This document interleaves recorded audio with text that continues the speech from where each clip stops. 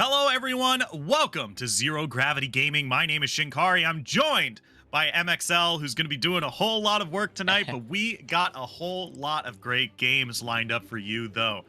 We have G&E Aquamarine up against Conduit Spark. Now these two folks have never seen each other before. This might look like a rematch, but it is definitely not. Conduit Surge tonight, definitely looking good coming off of a previous victory here. We are looking really good for these two teams. Picks and bans are already gone through. We are pretty deep into playoffs, so this is a lot riding on these games tonight already. We have Shin Zhao locked in first for G&D Aquamarine here. Yeah, it's going to be a fun pick, to say the least. It's done fairly well for Platypus Killer in the past few weeks. It's looked really, really good, and G&E, being the last remaining 3 seed, there's 3 1 seeds in the lower bracket right now as well. So they are, you know, neck deep in trouble. This is going to be quite an uphill battle, but they've looked really good. They shut out a very dominant Hyperion last week, and this might be where they look to kind of take the game over, take the lower bracket over. This is going to be probably one of the more intense matchups in terms of that momentum. And I'm interested to see what Conduit Surge is going to have prepared. Senna strats tend to be the call for this team, unfortunately, so not too surprised to see that taken away early. Yeah, for sure. I mean, this is do or die for both these teams here. You know, we're in the lower bracket here. You know, this is the elimination game for both of these teams, and if they want to continue on to the grand finals, like this is an existential crisis for both teams here. And already off the bat, we are already seeing 2 pretty late compositions here, facilitated by some strong early game junglers, especially with now this Caitlyn locked in. You know, this kind of character that has a power trough in the mid game, but starts to spike up towards that late alongside Victor, who very steadily gets more and more powerful as the game goes on. And an infinite scaler on the other side here with Senna. So we have a couple of teams that kind of want to go late into this game here to try to overcome the power levels of their opponent. Yeah, I mean, it's definitely going to be a lot of late game. And okay, reworked Swain coming out. Very excited to see this. Some of these changes are nuts, like the fact that his E is now an AoE pullback if you recast. So there's some really fun stuff that can happen, and I'm expecting this to almost 1000% be Senna Swain bot lane.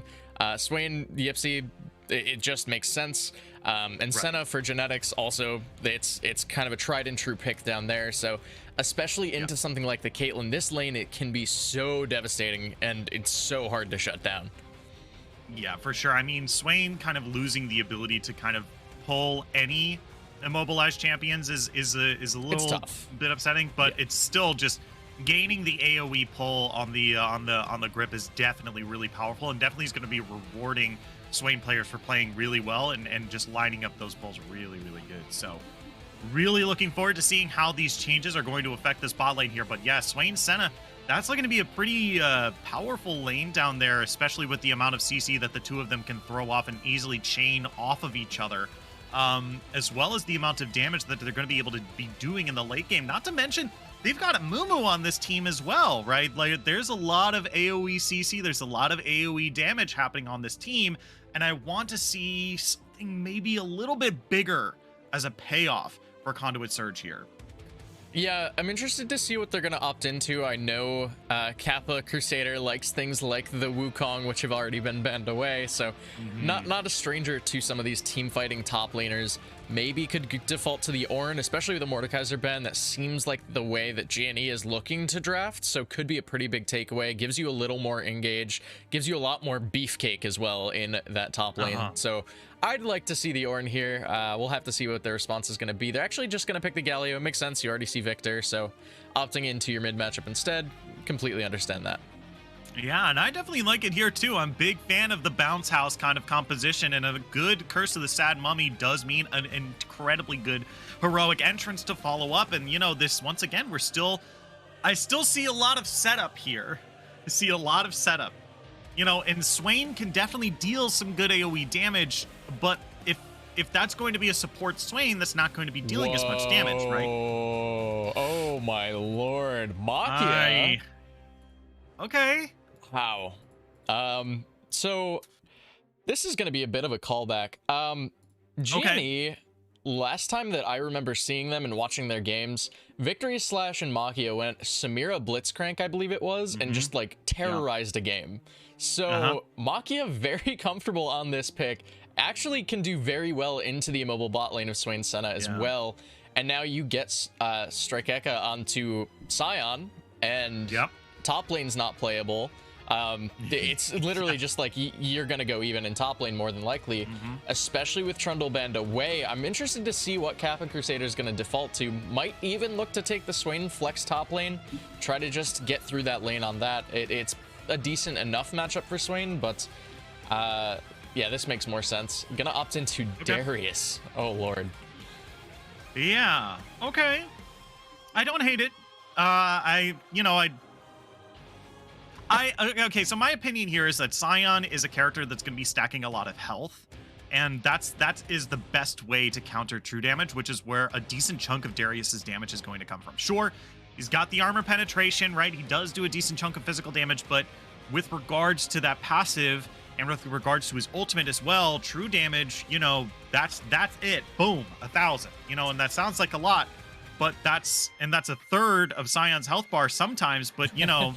Against a character that's just going to be stacking health, like true damage isn't as good against those types of characters, right? So here, the Darius here, I guess you're able to like capitalize once again on like a bunch of characters being in a small amount of space, but I really feel like there isn't a champion here to really take control of like this big space that Conduit Surge has basically created, right? They've made this big, massive AoE to like really lock someone down, to lock down multiple characters, but they really don't have a champion to like kind of really use that, right? It was usually comps like this have a Misfortune, have a Rumble, have maybe even a Lucian or an Ezreal, right? Something with a big AoE ultimate to do a bunch of burst damage to capitalize on the amount of time CC'd. But it just doesn't seem like Conduit Surge kind of has that, right? Darius does have a way to capitalize on that kind of AoE damage, and Senna as well, but I'm just kind of worried that they have the setup, not really the follow-through. Yeah, I definitely agree with that. I would have liked to even see, like, part of the issue, right? You mentioned the Misfortune is really good here. You end up with a lot of low damage characters. Now, granted, Swain, the rework kind of helped him a lot. He does a little bit more on that front, at least, but it's a lot less bursty in the ultimate in particular. It's a lot more, you know, sustained focus. So your damage over time is really good. Your upfront burst, which is generally what you're looking with a Mumu Galio to do, is a little less than ideal. And it looks like we're actually going to be seeing Hidden Shrouds pick up the Swain, and it's going to be the Senna Galio bot lane, which I'm a bit more of a fan of into Blitzcrank, but as a lane pairing, not too huge on. Yeah, I think I agree with that as well. It's going to be a little weird. I definitely don't like it because I like Galio mid a lot more because you just get access to that heroic entrance just a lot sooner, and it's available to more portions of the map. Right? That's why it's not to say that Galio support is bad. That's definitely not the right. That's definitely not correct, because Galio support is really good. It's just me personally, I like having Galio access in the mid. It gives you just a lot more access to the map. It gets you level 6 sooner, and Galio's ultimate is very, very powerful. Yeah, I definitely agree with that, especially knowing support is a lot more of a low XP role. You end up roaming a lot more. You're going to be later to that level 6, and when you look at the two support just the support matchup in isolation, I would take a level 3 Blitzcrank over a level 3 Galio almost every time. It's just going to be a lot more potent in some of those early skirmishes. So I'm interested to see if, maybe we see the farming Galio, so he's picking up a little bit more farm as the game progresses, or if it's just strictly that support idea for Yipsy, which is a little less than ideal, I would think, this game. Yeah, it's interesting to see how this bot lane for Conduit Surge is going to play out, because this could be a fasting Senna, right? This could be, a Senna that just kind of sits back and gathers those souls, right? I believe they reverted the changes from her getting the 10% for farming the own minions. I think they reverted that change a while ago. Yeah. I don't know. Those numbers are weird. It's gonna be a lot harder for Senna to get those souls and scale up if she's going to be farming, right? So if they do go for a fasting Senna lane, then maybe this is going to be where Galio gets a little bit more gold in his pockets and is able to go maybe a more damage role, because gotta say, they've got a whole bunch of beefcakes on Conduit Surge. Yeah. I don't think they need Yipsy to go into like a more tanky build, right? Like, I don't think they need them to go into a Locket or a or something like even a Sunfire Aegis. Yeah, I mean, I agree. I think it is definitely the angle for the AP Galio, but you mentioned they have a lot of beef. They have the Swain and Mumu, they have the Galio, you can have Senna doing Senna things over the top of it. Darius is a decent frontliner. My concern is still there's not a ton of real damage, right? You have Swain as like this drain tank. Darius can, if he gets a reset in a fight, do a lot of work. And then Genetics on the Senna, it can do damage, but it tends to be a little less than stellar in terms of that consistent damage output. You're definitely more relying on your auto Q auto burst. So looking on the other side, G&E, I mean, it's Victor, Caitlyn. Like, these two champs do a lot of damage, so we'll have to see how it plays out. Yeah, for sure. I mean, I think we've spoken a lot about Conduit Surge, and I think G&E, I think this comp is more, I don't want to say shut and closed, but I feel like it's a lot more straightforward. Yes. Like, there's not so much to talk about here. Strikeka, and it's not to say their composition is bad. Like, their composition is great. They have a jungler that facilitates the early game that's going to help out Caitlyn and Sion and Victor, like, in their laning phase. They have a strong support that can help disrupt this kind of big 5v5 team comp they've got, and Conduit Surge has, and so they've got a lot going for them here, and they even have a solid late game and a pretty solid early game. We'll just have to watch as this mid game happens. However, that's enough talk right now. We are going to take just a quick break, and when we come back, we're going to be on the rift of game number 1 of G&D Aquamarine versus Conduit Surge. Don't go anywhere. We'll be right back after this.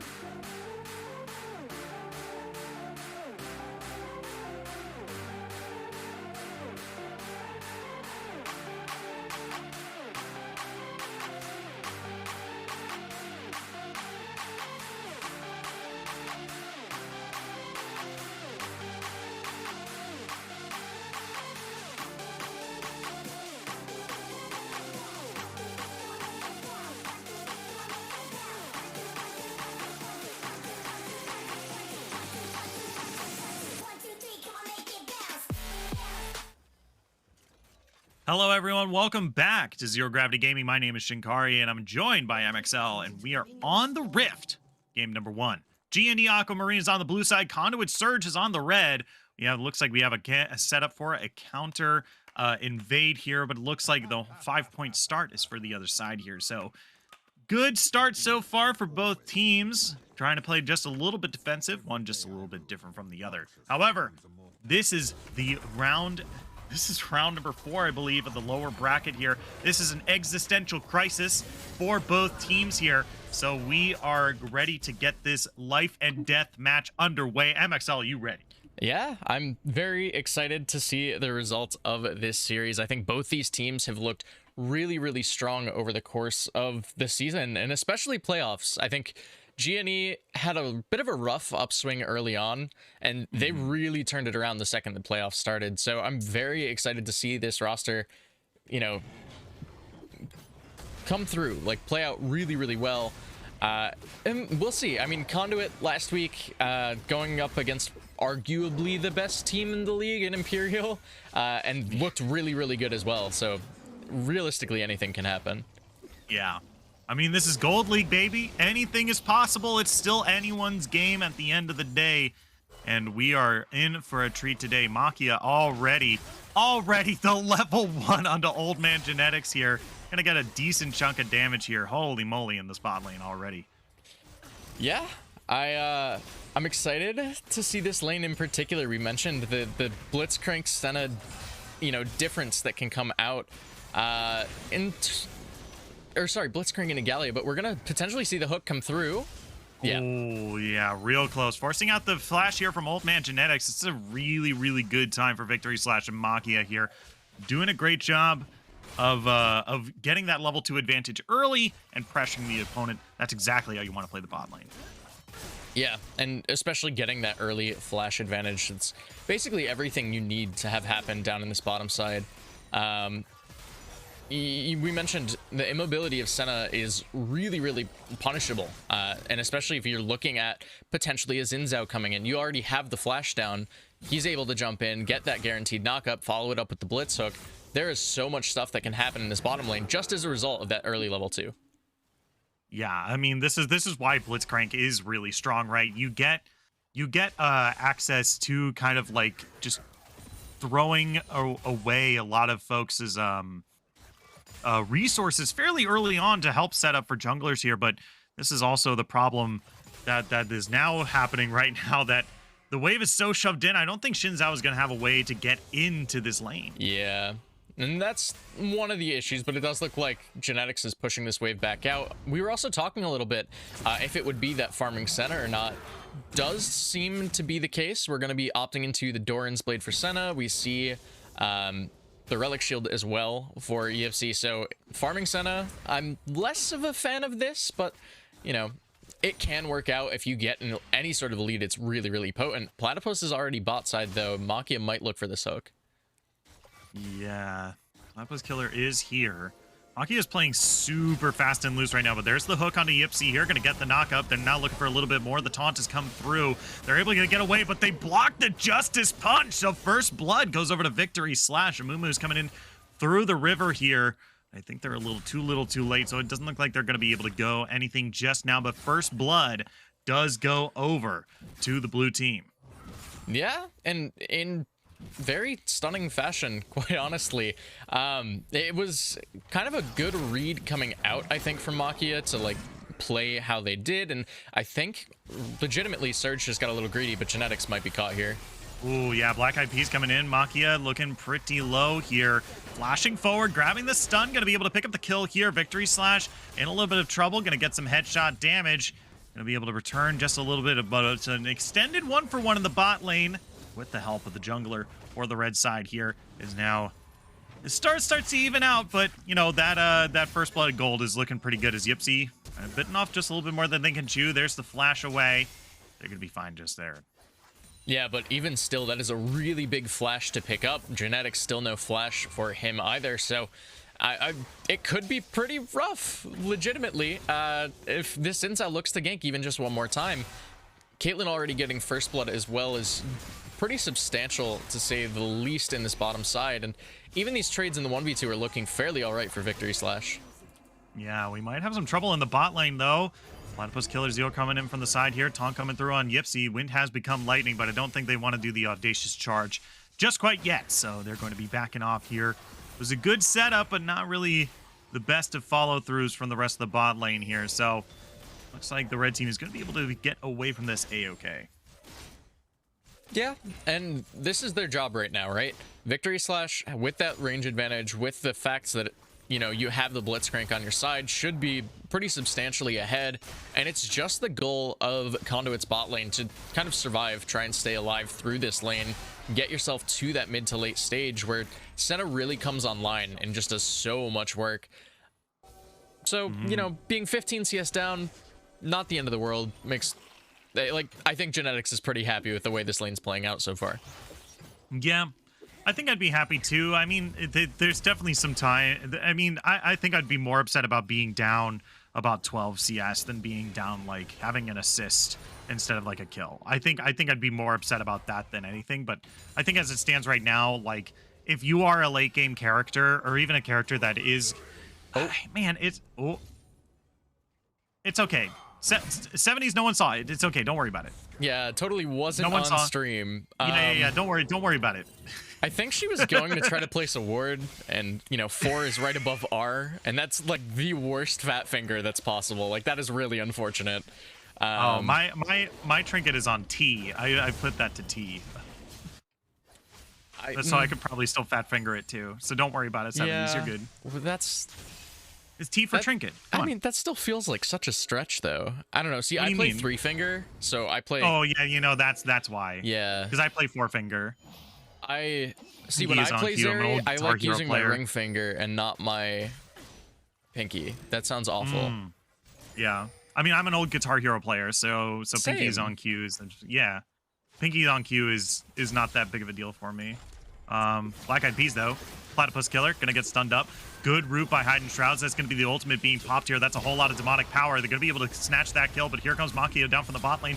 Good stun onto 70s here. She's forced to flash away. Now Makia's in the 1v2 in the middle of the lane. That's gonna be a great root. Pull him in. Double kill for Hidden Shrouds here. That looks like the 3rd kill. Going over to Amumu. Meanwhile, in the top lane, Kappa Crusader looking for Strike up in the top lane here. Gonna go underneath the tower. I don't think they can keep chasing this. Yeah, they're gonna take that turret aggro and immediately want to back away. That passive is not going to be helpful for someone who wants to dive the turret. So they're just going to pick up those 3 kills in the mid lane and walk away A-okay. And not look for this dragon. Interesting. No, they definitely have to be looking for it, but, you know, got greedy for a ward, wanted to use that red trinket. I think overall, though, a really, really good fight that came out in that mid lane. It looked a little interesting to start, to say the least. Just, you know, more specifically pointing towards some aggressive positioning, I guess is how I would phrase it. Yeah. You know, we'll just looking at how this plays out. Platypus tries to go for the engage, doesn't realize Black Eyed Peas is just in the area, so does have to commit, doesn't want to burn the flash to get out. Makia shows up as well, but Black Eyed Peas gets so close to that level 6 point, just as, you know, it's a Mumu. Hidden Shrouds finds a beautiful pullback as well, and it just all goes in favor of Conduit Surge in that mid lane. Yeah, and I think the biggest thing for me is that 70s needed to... Oh, wait, hold on. Oh, this is a kill. Might be in some trouble here. Flash forward, gets the knockup and the pull afterwards. Oh, wow. That's a whole lot of burst damage. That HP bar just goes away. Yipsy now is in some trouble. Is going to fall down. Kappa Crusader is going to be able to find the dunk of the top lane, but the Chaos Storm is going to be able to find the kill right there. Meanwhile, Black Eyed Peas in the bot lane might actually go down. That's the ace in the hole. Does a lot of damage, but not enough to stop the Black Eyed Peas. It's still going to be a 1 for 2 or 3 for 1 across the map here in favor of G&E Aquamarine. Yeah, and this is exactly where you want the gold as well. The kill going over to Victor in the top lane. Sure, Darius gets the kill, but trading it back onto your effectively hyper carry this game. And now you also have this 2-0 Caitlyn, who's going to be able to reset, should be sitting on a ton of gold. Like, this is exactly what G&E wants, and Swain's showing bot.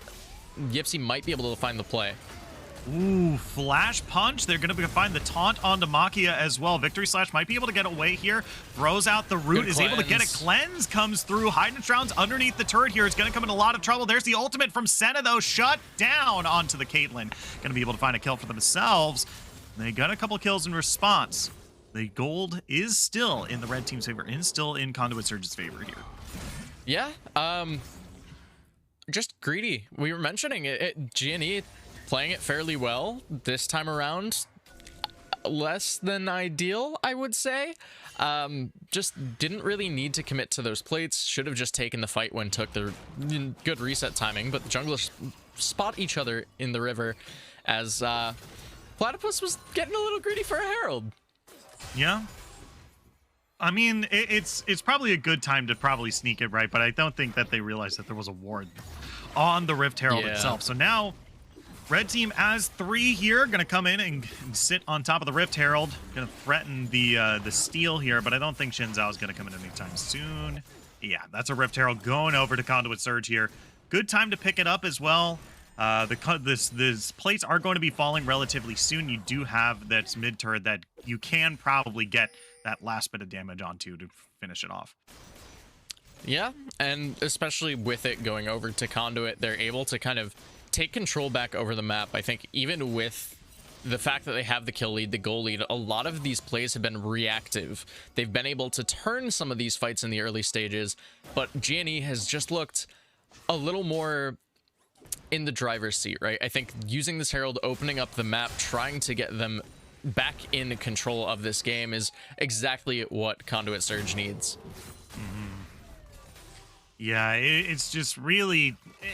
I want to say that it isn't slowing down the game, right? But I feel like it's weird in a way that they want to be able to capitalize somewhat on like this kind of like mid-game trough that like G&E is going to be in, especially with the Caitlyn and the Sion and the Victor, right? They are going to be somewhat powerful, but how much more powerful are they going to be than in comparison to like a Swain or a Darius, right? So Shrouds? Here, meanwhile, that's stunned up inside the gravity well, looking for a little bit more, trying to heal out, but 70s, she's too far outside that in order to drain tank. So they're going to be alive for insane and pick up the kill for themselves. As now blue team picks up the first turret down in the bot lane here, and this is definitely going to be a time to swing some gold in their favor. Though. Only up 300 gold. Meanwhile, oh my god, okay, well, I've ever said that it's really funny that Sion players use that ultimate as an escape, and he just yells cowards at the top of his lungs when he uses it. Yeah, I mean, it is quite ironic to say the least. I think Black Eyed Peas also missed the bandage toss because I think it would follow Sion up until Amumu reaches Sion, as funny as that looks. But yeah, ultimately a very interesting set of plays to come through from Conduit. The misplay mid, I think Shrouds kind of forgot you have to repress your E. You can't just right click to pull them back anymore. So a little unfortunate there, and 70s with a really nice solo kill as a result. Top. Yeah, oh, Crusader. Yeah, Kappa Crusader in this top lane here is popping the ghost here, but Ignite, that's going to be the ultimate coming across, but Ignite is ticking, and Makia picking up the kill for themselves. That's going to be the DOT from Darius, passive ticking, but not going to be enough to pick up the kill this time. It's a 1-for-0 once again in the top lane.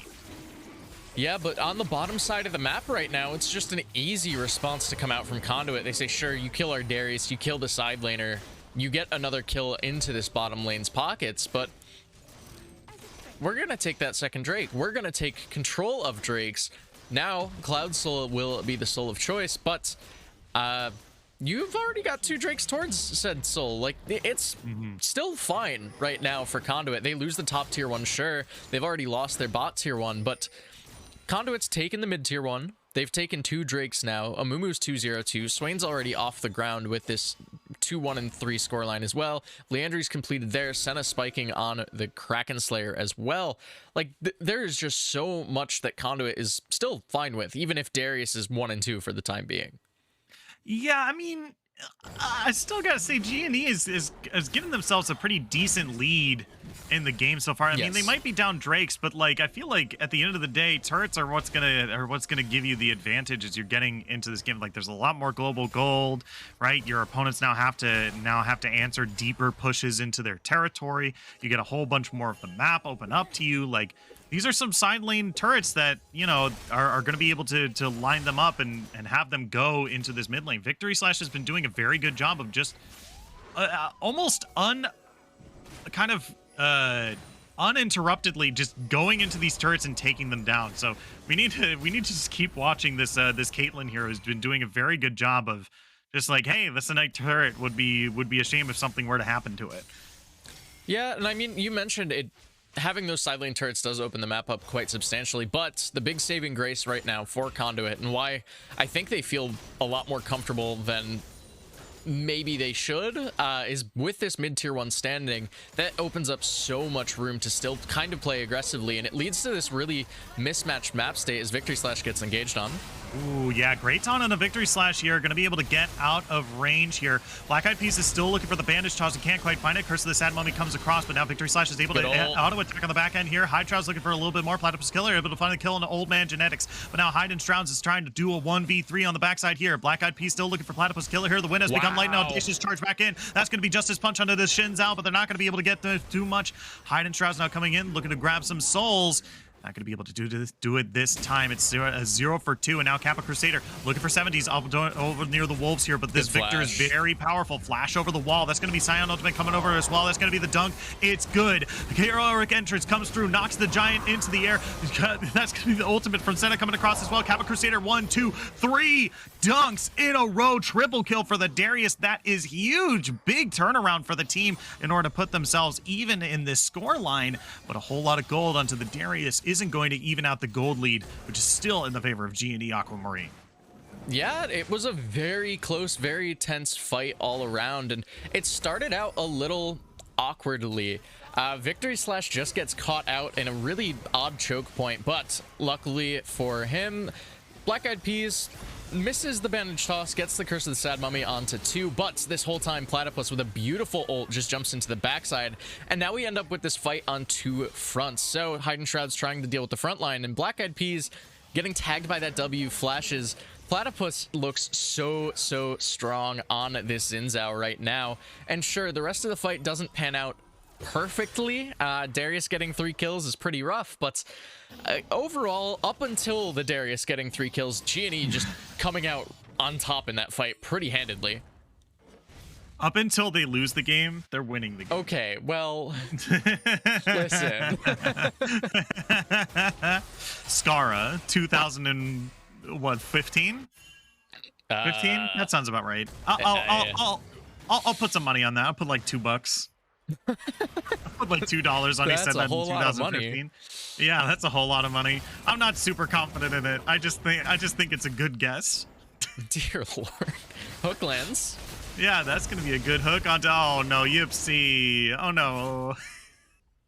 Yeah, I mean, welcome to the strength of Blitzcrank, right? Like this champion hooks. Like, I don't know what else to say. You get pretty easy picks for free. You pull the enemy towards you, on top of you, basically, and if you can burst through them, it's a free kill. So very well played. I guess you hit a hook. Congrats. Clap. Please clap. This is why Shinkari and I don't cast ever. It just evolves into laughter. Please clap. Do we need to get the flashing applause sign as well? Like, go all out. Can we? Can we? I don't know if that's in the budget. Just for one ZGG. That's going to be bandage toss over to Makia here. Let's see if they can land more. That's going to be the root. It's real good.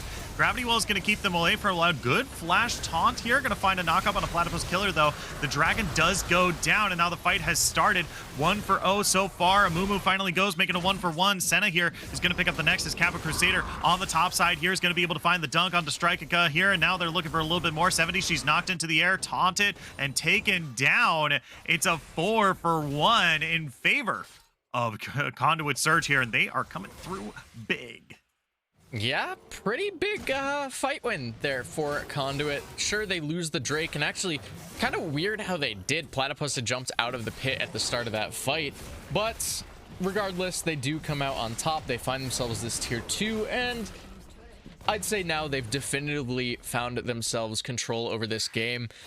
Granted, we're still in this really weird map state, and this is arguably one of the hardest parts of trying to play the game, is when you've taken both mid-tier 1 turrets and the tier 2s, or the tier 1s on the side lanes are a little out there, right? Like, you still have both tier 1s on the side lanes out. Both mid turrets have fallen already, so you just end up kind of in this weird spot. But this fight that happened at the Drake, a beautiful flash taunt from Yipsy to try and disrupt the fight, and you see Platypus is outside the pit, is able to walk back in, secure the Drake for GNE, but the rest of this fight is just so handedly won. Kappa finds the solo kill in the mid lane as well, and this is the strength of the Darius in that matchup in particular. And it's just all, not necessarily all going in favor of Conduit at this point, but everything but the Drake secure was very, very solid from them. Yeah. And I feel like it's not the end of the world that they didn't secure the Drake either, right? It's a Cloud Drake for one, and it's the first Drake that that GNE are picking up here. So it's like, yeah, you can have it at the end of the day. Kappa Crusader looking for Platypus Killer 0 here. Audacious charge to the other side of the minions here, but it has gotten turret aggro. Looking for the execute here. Here comes Hidden Shrouds. 3 people have come up into this top lane trying to find the jungler of the blue side. They're able to find it, but I don't think the blue team is able to. Oh, yeah, they're going to get this turret for sure. Yeah, that's a down turret. Okay, so, all right. I'm going to say something controversial here, provided a fight doesn't break out. I think that play is actually fine. So, like, my initial question was, how did Platypus end up there and why? Okay, well, they don't actually get the turret, so maybe it's less fine. But if you end up trading your jungler's life for this mid-tier 1, this opens up your map to actually push into the opposing jungle fairly substantially. And this is what Conduit is recognizing as the Hex Slash is being channeled.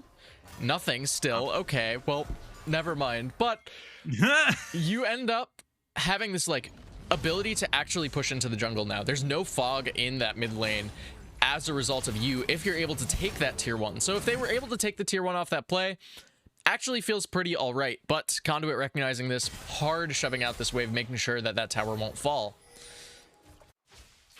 Yeah, for sure. I mean, this is, I mean, these turrets are basically are going to be in a whole lot of trouble, especially if Caitlyn gets to free auto attack them here. This looks like another fight breaking out here. Gravity Well is going to do a good job of blocking up the red team from advancing any forward here, but that's going to be a great lock onto Platypus Killer here. Is taken incredibly low. That's going to be that challenge there, keeping them alive for just a little bit longer. Black Eyed Peas looking for the re-engage. That's the bandage toss. There's the curse of the sad mummy, but Victory Slash is just getting so many free auto attacks. Black Eyed Peas is going to fall as 70s re-enters the fight. Now she picks up one. Caitlyn picks up the other. Old Man Janek's now in some trouble, going to throw out the exhaust, but they've got nowhere to go. Ace in the hole from downtown. Caitlyn picks up the kill. Iden Strauss now looking for more in response. Can they heal up through this fight, turn this into a heroic 1v4? This is the Twitter clip that Conduit Surge has been waiting for. Hidden Shrouds goes down. Caitlyn is able to pay the shut down. It turns into a 1-for-1 here, but it still ends up being in the favor of GNE Aquamarine. The fight does, sure, but the whole time, Hullbreaker Darius is pushing in the top lane. If he, all right, so I know we haven't casted together too frequently, Shinkari, but I vehemently despise Hullbreaker's existence. This is exactly why. Like, there is nothing you can do against this, and oh, they finally got the mid-tier 1. Never mind, that play was totally worth it earlier, obviously, but nobody does damage to Darius anymore. He's able to just dumpster Sion in the side lane, especially with Sion opting into this more team fighty build. And there's no response that's really available. Like, yeah, this is tough. Yeah, I mean, but the second that anyone shows up, Kappa Crusader is basically down like 3/4 of an item, right? Well, only if it's an ally. So you have 3 enemies show up and you're still a beefcake. Right here, that's what I'm saying. Right now, Kappa Crusader is joining the Cloud Drake when he should be in the bot lane. Yeah, there he goes. Even like matching Sion, how is Sion the one split pushing here? I'm a little confused as to how Sion without Hullbreaker is out split pushing Darius with Hullbreaker right now, but ultimately not the end of the world. Third Drake going over to Conduit Surge. They're happy with that. They should be able to get a pretty clean soul as their 4th, I would assume. And Sion's, yeah, pain training out. Yep. Makia here might have found out Black Eyed Peas does not find Oh, the no. knock-up. That's going to be a bandage toss back in. Knock-up into the air for Black Eyed Peas. The rest of the blue team is kind of hovering around. Great headshot damage on a Black Eyed Peas here. Oh. Audacious Charge gets right in. Going to be able to separate out the team just a little bit. Looking for that last bit of damage. Can't quite find it. Old Man Genetics is going to be the one to pick up the kill on the Platypus Killer Zero here. That's going to be the center ultimate coming across. Not going to be able to save their teammate's life. But Striker Gun now in some trouble here. Great. Oh. Moly! Look at that headshot damage, nearly taking out Senna in one shot. Holy moly. Jesus. Yeah, and Genetics actually has to be careful of the red buff as a result, but that fight actually going in G&E's favor. Now, sure, it was even, right? It's a 1-for-1, but technically speaking, they were in the 4v5. 70s was still pushing out that bottom wave, so she gets a little more gold in her pocket. Gold over to Caitlyn as well. Like, it's still feeling good for G&E right now. Yeah. Yeah, I definitely don't hate it for now. Like, this is definitely going to be a thing. This is definitely going to be something that we need to keep our eyes on, because if, like, we saw the amount of headshot damage Caitlyn can do, right? And this game is going, we're already 26 minutes in, and neither Nexus is really threatened. So we're probably going to be here for a decent chunk more time, right? Caitlyn getting chain headshot. Oh my God. Yeah, that's what I'm talking about. That's your tank. That is your tank. Oh no, Yipsy. No. If you just kept walking. Oh. Yipsy, you just needed to press W, my friend. Not even. Like, just, oh, you can walk in front of the bullets. W as in the first person shooter press W. Oh, okay, Yeah, sorry. Yeah, this sorry, isn't everybody. Smite. We don't move with WASD in this game. Yeah. I'm thinking with my WASD and not my brain. Or your right click, but Or my right click. I don't know if Shrouds actually wants this fight. Everyone's here. Yeah, here comes the rest of the squad here. Platypus Killer gonna land that audacious charge. The wind has become lightning here. Man, look at that headshot damage. Holy moly.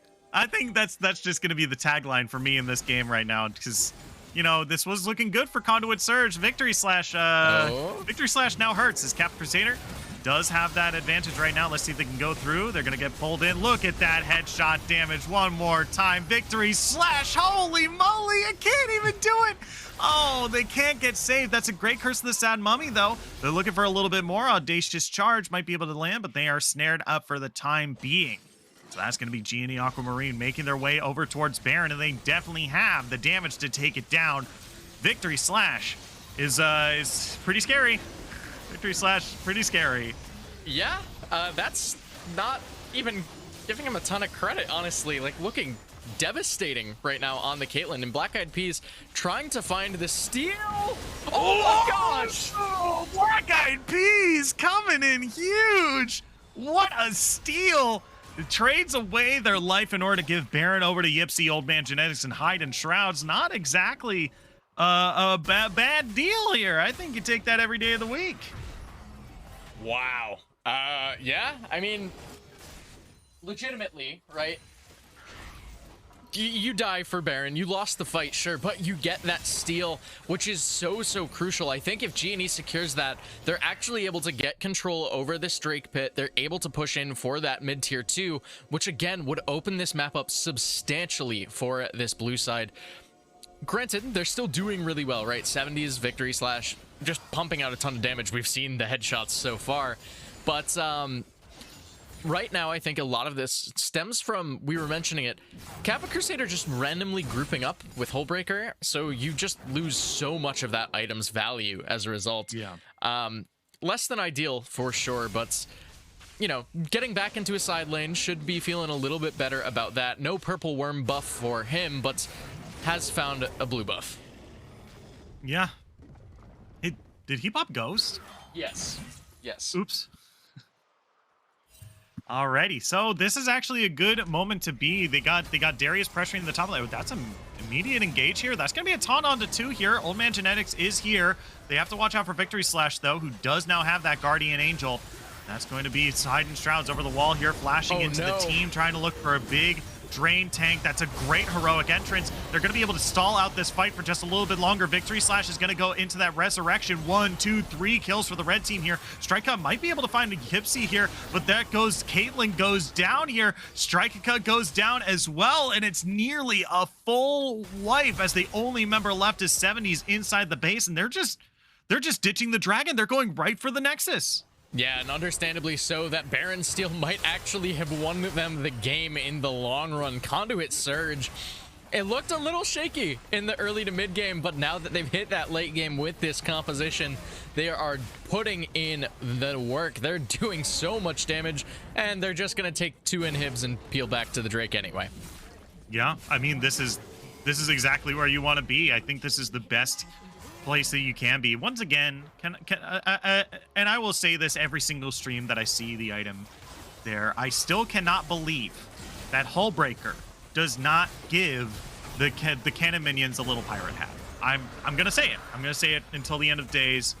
There was a version of that item that gave the cannon minions a little hat, but right now it's gonna need, the other team is gonna need something in order to live through Kappa Crusader right now, who's got 1, but Victory Slash might have the damage here. Wait, that's 2. They might look for, oh my god, that's 3. Holy moly, they're looking for more. Can they get the pet that this is within their rights to do so? They definitely have the ability, but all the blue team has gotten away here. Strikeaka doesn't get pulled back, and 70s is deep inside the jungle here, so I think they might have just won the game off of those 3 kills right there. Kappa Crusader underneath the turret, looks for Strikeaka here, is able to get 1.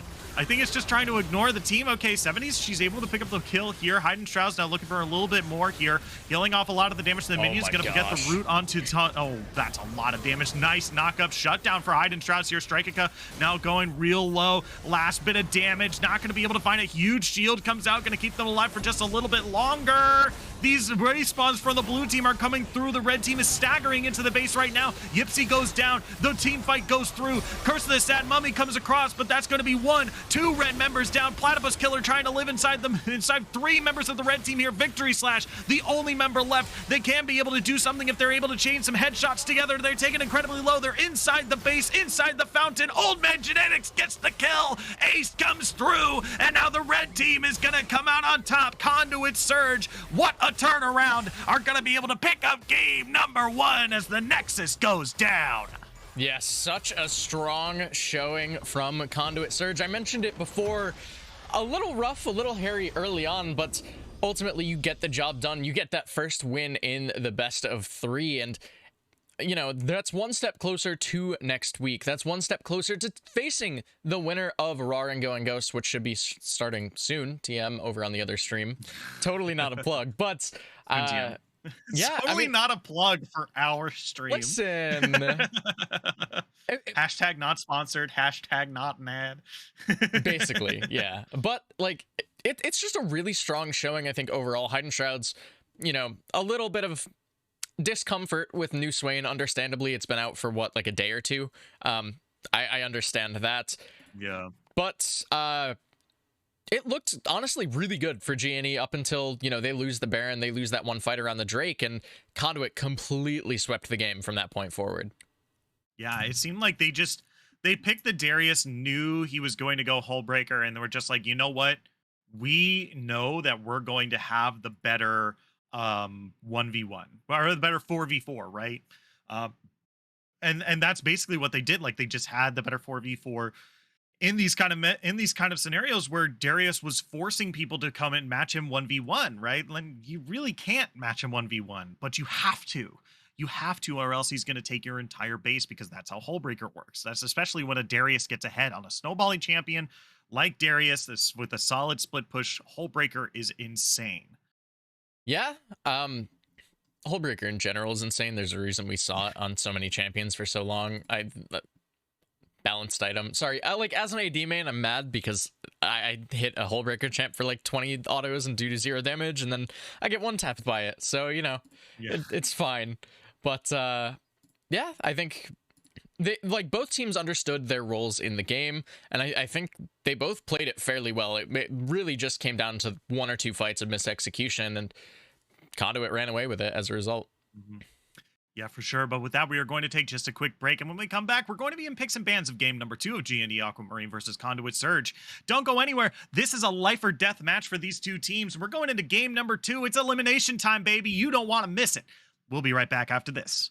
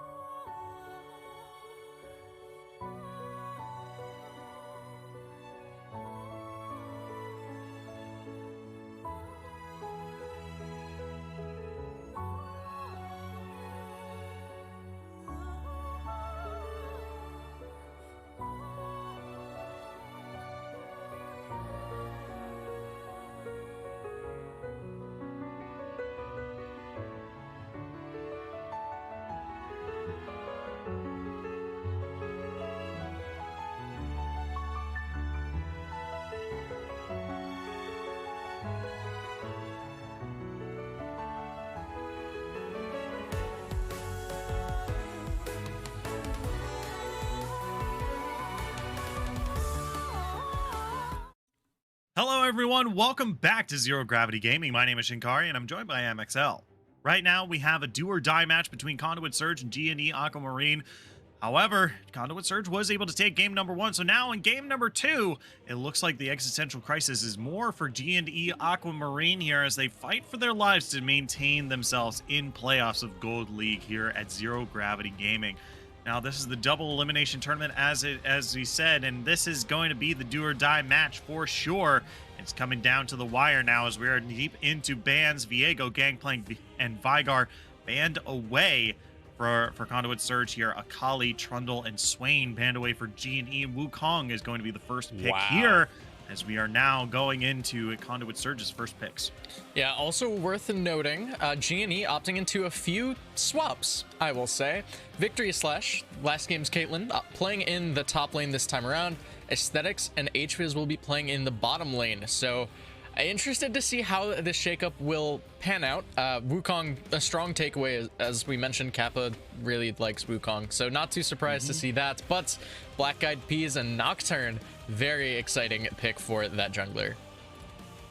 Yeah, for sure. I mean, this is essentially a fourth ban here. We talked about how comfortable Kappa Crusader is on that Wukong here. However, the Darius is still available if Conduit Surge wants to go for a similar comp as they had before.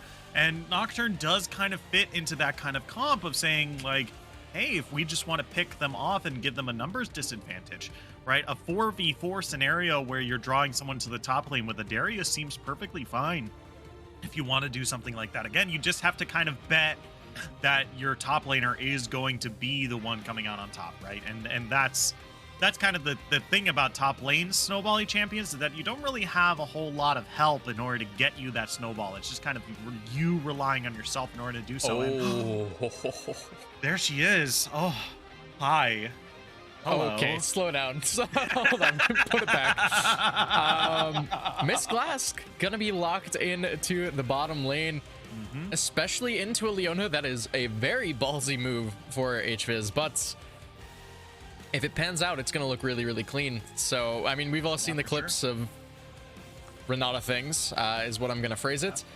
And Vladimir as well going to be the lock-in. So, I believe this would be Wukong top, Vlad mid. I'm interested to see if that's going to be what we see. Potentially, Wukong can jungle as well. So, oh, I didn't even notice Makia playing jungle this time around instead of support. So, okay. Actually, just role swaps everywhere for G&E. So, you know, backs against the walls, this might be what they need to put themselves back into a potential game 3 situation. And yeah. Oh no, Genetics picked Tristana. Okay. I mean, certainly interesting lock-in here. I don't know how I feel about the Tristana with the with regards to the Senna, but you know, two heavy burst damage kind of champions want to go for small engages here.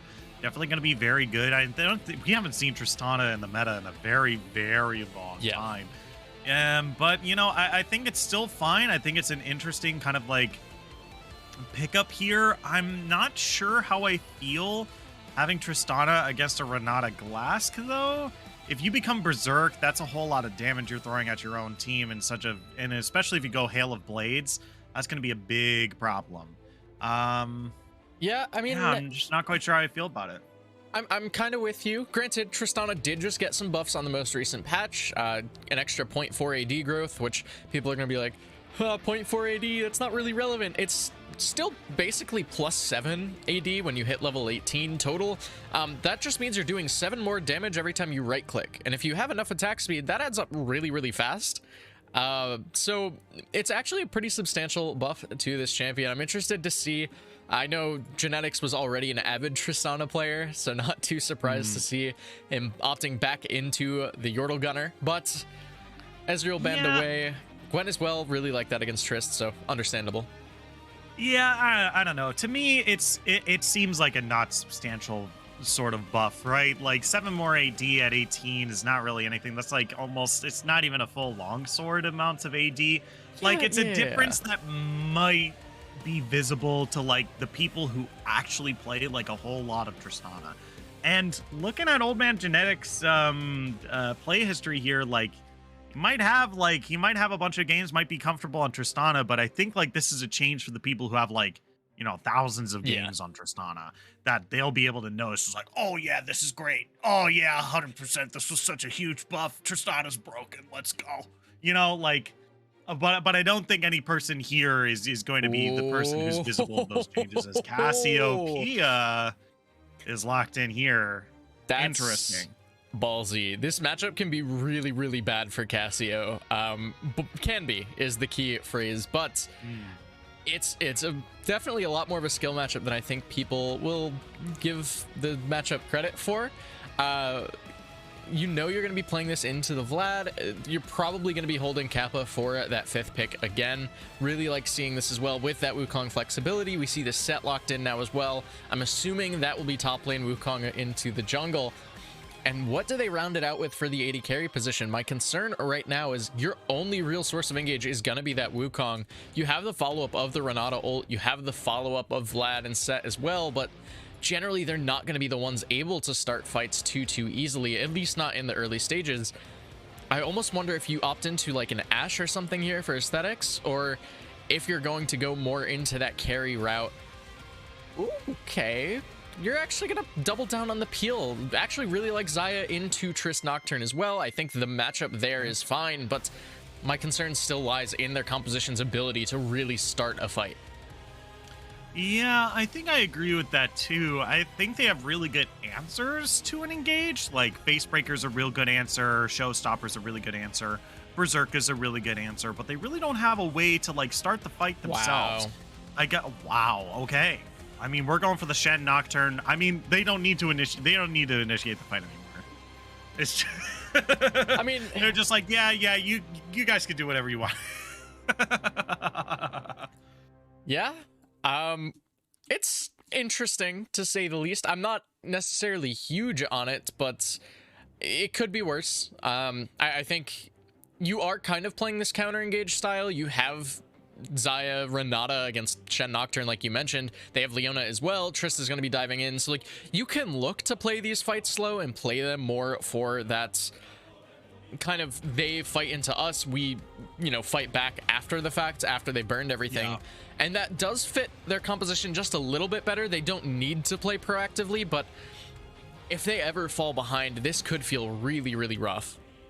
Yeah, for sure. I mean, if you are the ones who are wanting to play reactive to your opponent, you need to make sure that you're staying at least even with them, because the second that you start to run out of resources, then that's when the more aggressive team is going to be the ones who are winning these fights, right? So it's going to be on Conduit Surge to sometimes before these team fights happen to either like be kind of aware of where G&E Aquamarine are, and sometimes just don't even engage with them, right? Like if they're down a dragon and they know they're there, they're just like, okay, well, we're gonna go get Rift Herald, we're gonna go get a tower somewhere else, right? Because if G&E and Aquamarine is waiting for Conduit Surge to kind of engage into them, Conduit Surge could just be like, well, we're just not gonna give that to you, right? We're just gonna move on somewhere else, and you can have this Drake, you can have this turret, you can have that, but we're going to take something somewhere else. Now, granted, they don't have as good as a split push as they did in the previous game with the Darius, but they do at least have Kappa Crusader who can sit in a side lane forever, especially with that ultimate, and just kind of like, just hang out, right?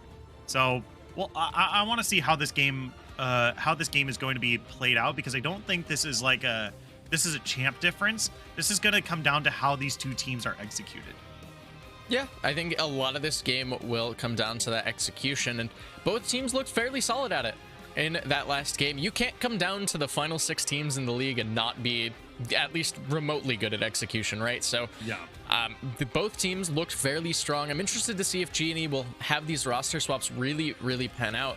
Aesthetics on her Xayah as well should be a very interesting thing to watch. My question is going to be what build we see. The lethality build did get pretty heavily nerfed on this patch. I believe Q has an extra 2 seconds cooldown at max rank, which was the big thing with the lethality build, being able to spam that and just really poke down your opponents. So especially when you have that, you pair it with Wukong, you pair it with Renata, it seems like it should be a Noon Quiver Xayah to me, which again, into Shen Nocturne can be pretty tricky. He has Cleanse Ghost, there's no shot. That'll get switched when the client hits 0. Yeah. Yeah, it's definitely going to be interesting for sure. I mean, it's one really reactive comp against one really aggressive comp, right? Like you can't like I do like that Conduit Surge is a little bit more flexible, right? So if G and Aquamarine do get ahead and they do start initiating fights where like Viz is throwing out the smoke cloud and then, you know, Makia is following through with like a WE combo into ultimate, right, in order to initiate, Conduit Surge still has a lot of tools to disengage and peel backwards, right? We have Shen Taunt is also a dash. We have Stand United can also protect Old Man Genetics for just a little bit longer. The Petrifying Gaze is very good, as well as Leona tools as well are all great tools to try to disengage a fight. Even Tristana Ultimate as well is a good tool to disengage if Conduit Surge falls behind and Genie Aquamarine become more aggressive with the way that they play style, with their play style here. Yeah, I think it's going to be a pretty fun game to watch regardless. Both teams really have a lot of different things they can look to do, in my opinion. So it really, like you mentioned, comes down to execution. Who's going to be able to play their composition better and who's really going to be able to take over the game as a result. Right, for sure. But with that, we are going to take just a quick break. And when we come back, we're going to be on the Rift of GNE Aquamarine versus Conduit Surge game number 2. Don't go anywhere. We'll be right back after this.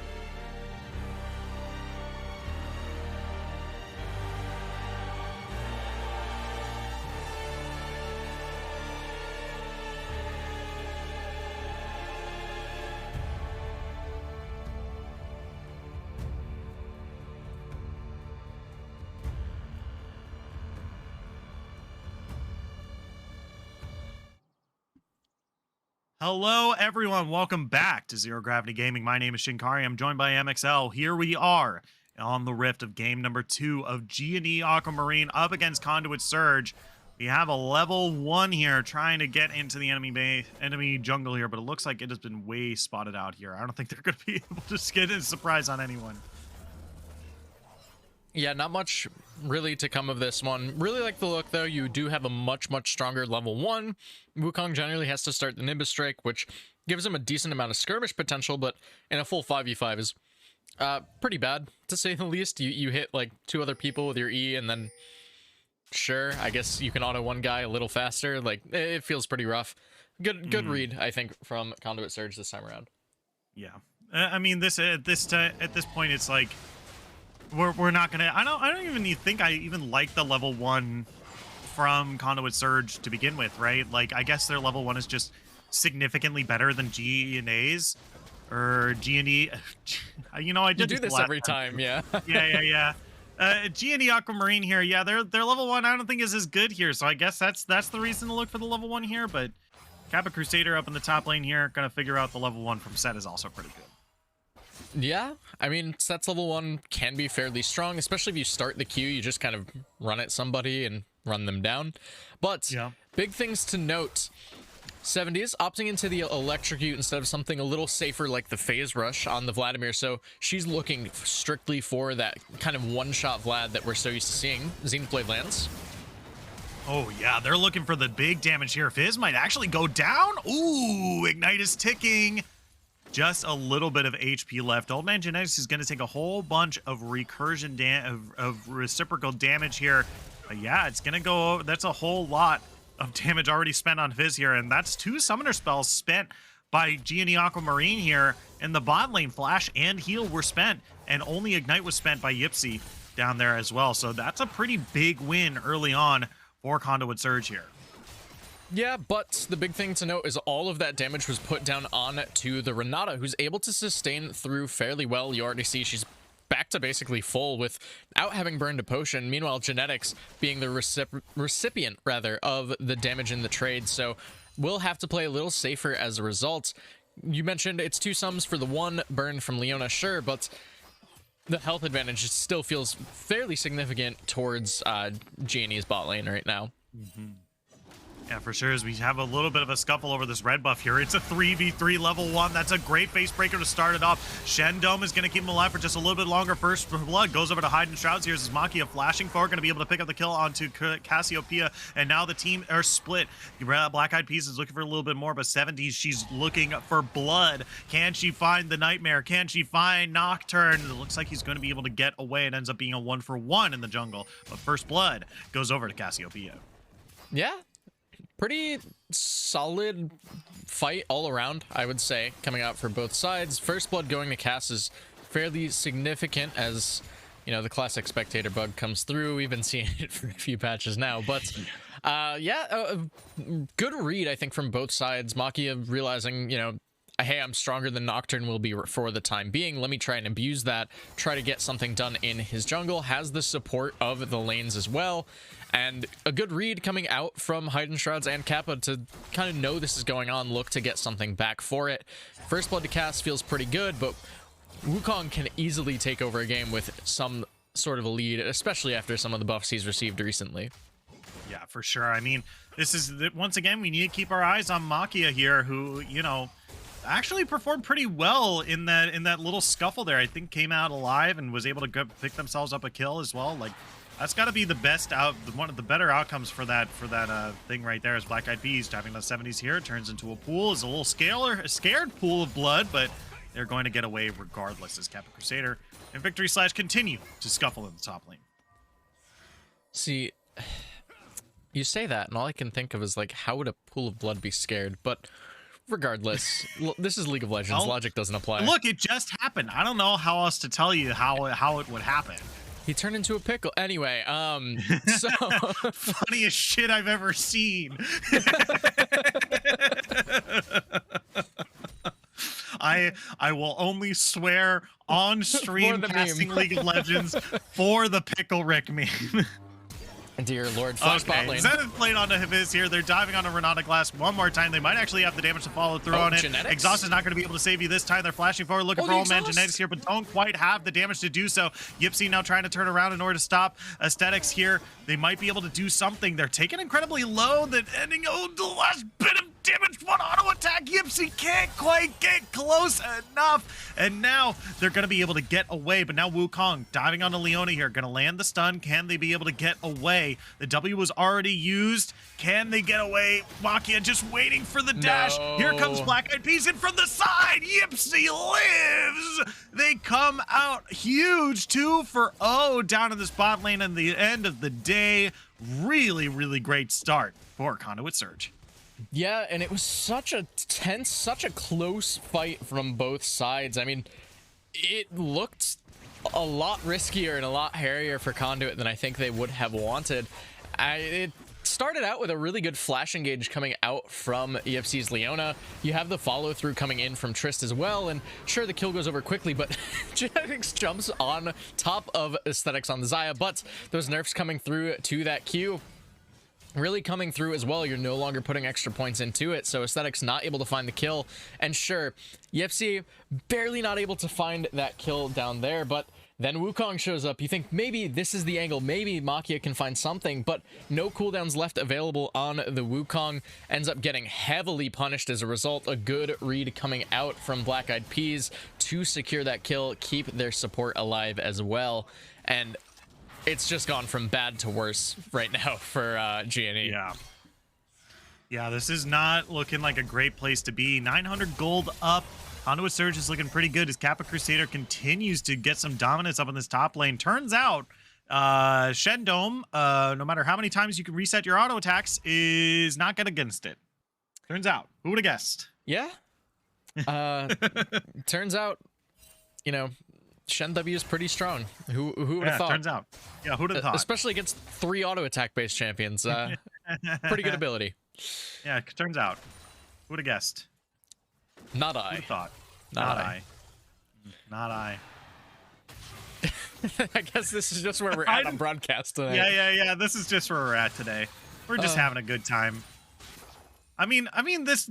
I would love to have a chat about this, like maybe this mid lane matchup, but I feel like 70s and Hide and Shrouds have just like they've tipped their hats to each other, just like we're good. Okay, cool. Red team picks up the Infernal Drake.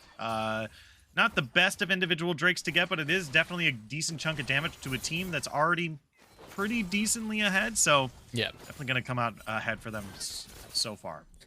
Yeah, the big thing to me is that it's not really a great early game Drake, right? It gives you percent AD and AP, so it feels a lot better the later the game goes. It'll feel better the later this game goes for sure. Especially when you look and see the Cassie have a Solar Flare. Oh, yeah, they're on to Fizz one more time. That Hailblade's coming out huge. That's going to be the Featherstorm coming across. Fizz is going to live for just a little bit longer. Yipsy's in some trouble. They're going to go down. Meanwhile, on the top lane, that's going to be Hide and Shrouds picking up the kills, picking up the second one. Kappa Crusaders now in some trouble here. Has to flash away. They are able to pick up the Rift Herald as well. It's a 3-for-1 across the map. Coming out once again in favor. Conduit Surge. Yeah, and Aesthetics actually playing that fairly well on the bottom side. I think there was some split focus between the AD carry and support of GNE, but Genetics jumping in regardless. Ooh. Yeah, I mean, this is the best time to do so. Aesthetics has no mana, but Old Man Genetics has no HP. Trying to dash in and out of the bush. That is warded. They're going to go down. That's tough. I respect it. I might have done a similar play. I'm totally not a coin flip player, I swear, but... yeah, I mean, a little less than ideal, to say the least. Didn't realize the bush was warded, like you mentioned. Will end up falling as a result. Oh. Ooh, yeah, there's the paranoia. Not enough damage to finish on Kappa Crusader, but the minions! Victory Slash is able to grab themselves a kill on the back of those minions. Gonna go for 1-for-1 in the top lane. That's one of those situations in solo queue where, like, you realize this Victory Slash, okay, I'm 0-3 on set. How do I get back into this one? Maybe I just tilt the enemy top laner. That's a single question mark in all chat instantly. Yeah. That a little unfortunate for Kappa Crusader, not the cleanest, and I think Conduit's getting a little lax with this, I think is how I would phrase that. Aesthetics doing fairly well right now, 2-0-0 on the Xayah, and kind of the saving grace right now of GNE's composition. And we've all seen the clips of just Xayah being so hard to shut down, especially considering her R, considering you can build into the Gale Force, have that extra mobility, that extra move speed as well. If she pops off, feasibly Aesthetics could do very well to carry this game. Ooh, Old Man Genetics diving on Fizz one more time. Gosh. That's a huge amount of damage. Can he use the ultimate?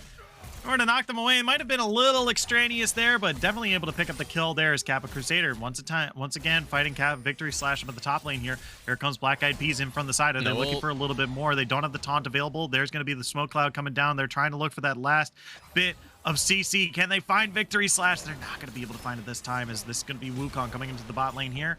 They're looking for more, not going to be able to find it. So they're backing away. 1-for-0 down the bot lane. Yeah, Makia, I think, really is looking to try and get something done with this level 6. Victory Slash getting feared. Oh, yeah. Victory Slash walks back into the lane here, but now Black Eyed Peas is in some trouble here. Pulled back in with the Facebreaker. That's going to be the Stand United coming across. Oh. That's Stone Time looking for a little bit more. Great taunt. Going to save them for just a little bit longer. Black Eyed Peas is going to be the one picking up the kill in the top lane. Yeah, I don't know about that re-engage there. I think once Black Eyed Peas started running away, if you wanted to look, it was going to be that Facebreaker pullback. You flash behind, get the showstopper, try to drag that Nocturne back into your tower. Unfortunately, just holding on to the abilities for a little too long, and Victory Slash commits, ends up falling as a result. Yipsy, though, might be looking, has that Solar Flare primed once again, and we saw it before. HViz, Renata tends to get kind of throttled by Leona, especially if she's playing hyper aggressive. As Kappa Crusader gonna dive in here, get the taunt onto Makia here.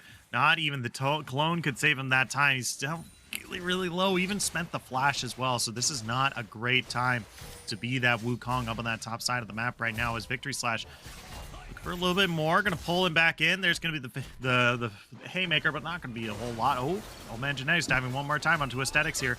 Bunch of damage. Featherstorm trying to dodge the damage from the explosion. Not going to do it this time.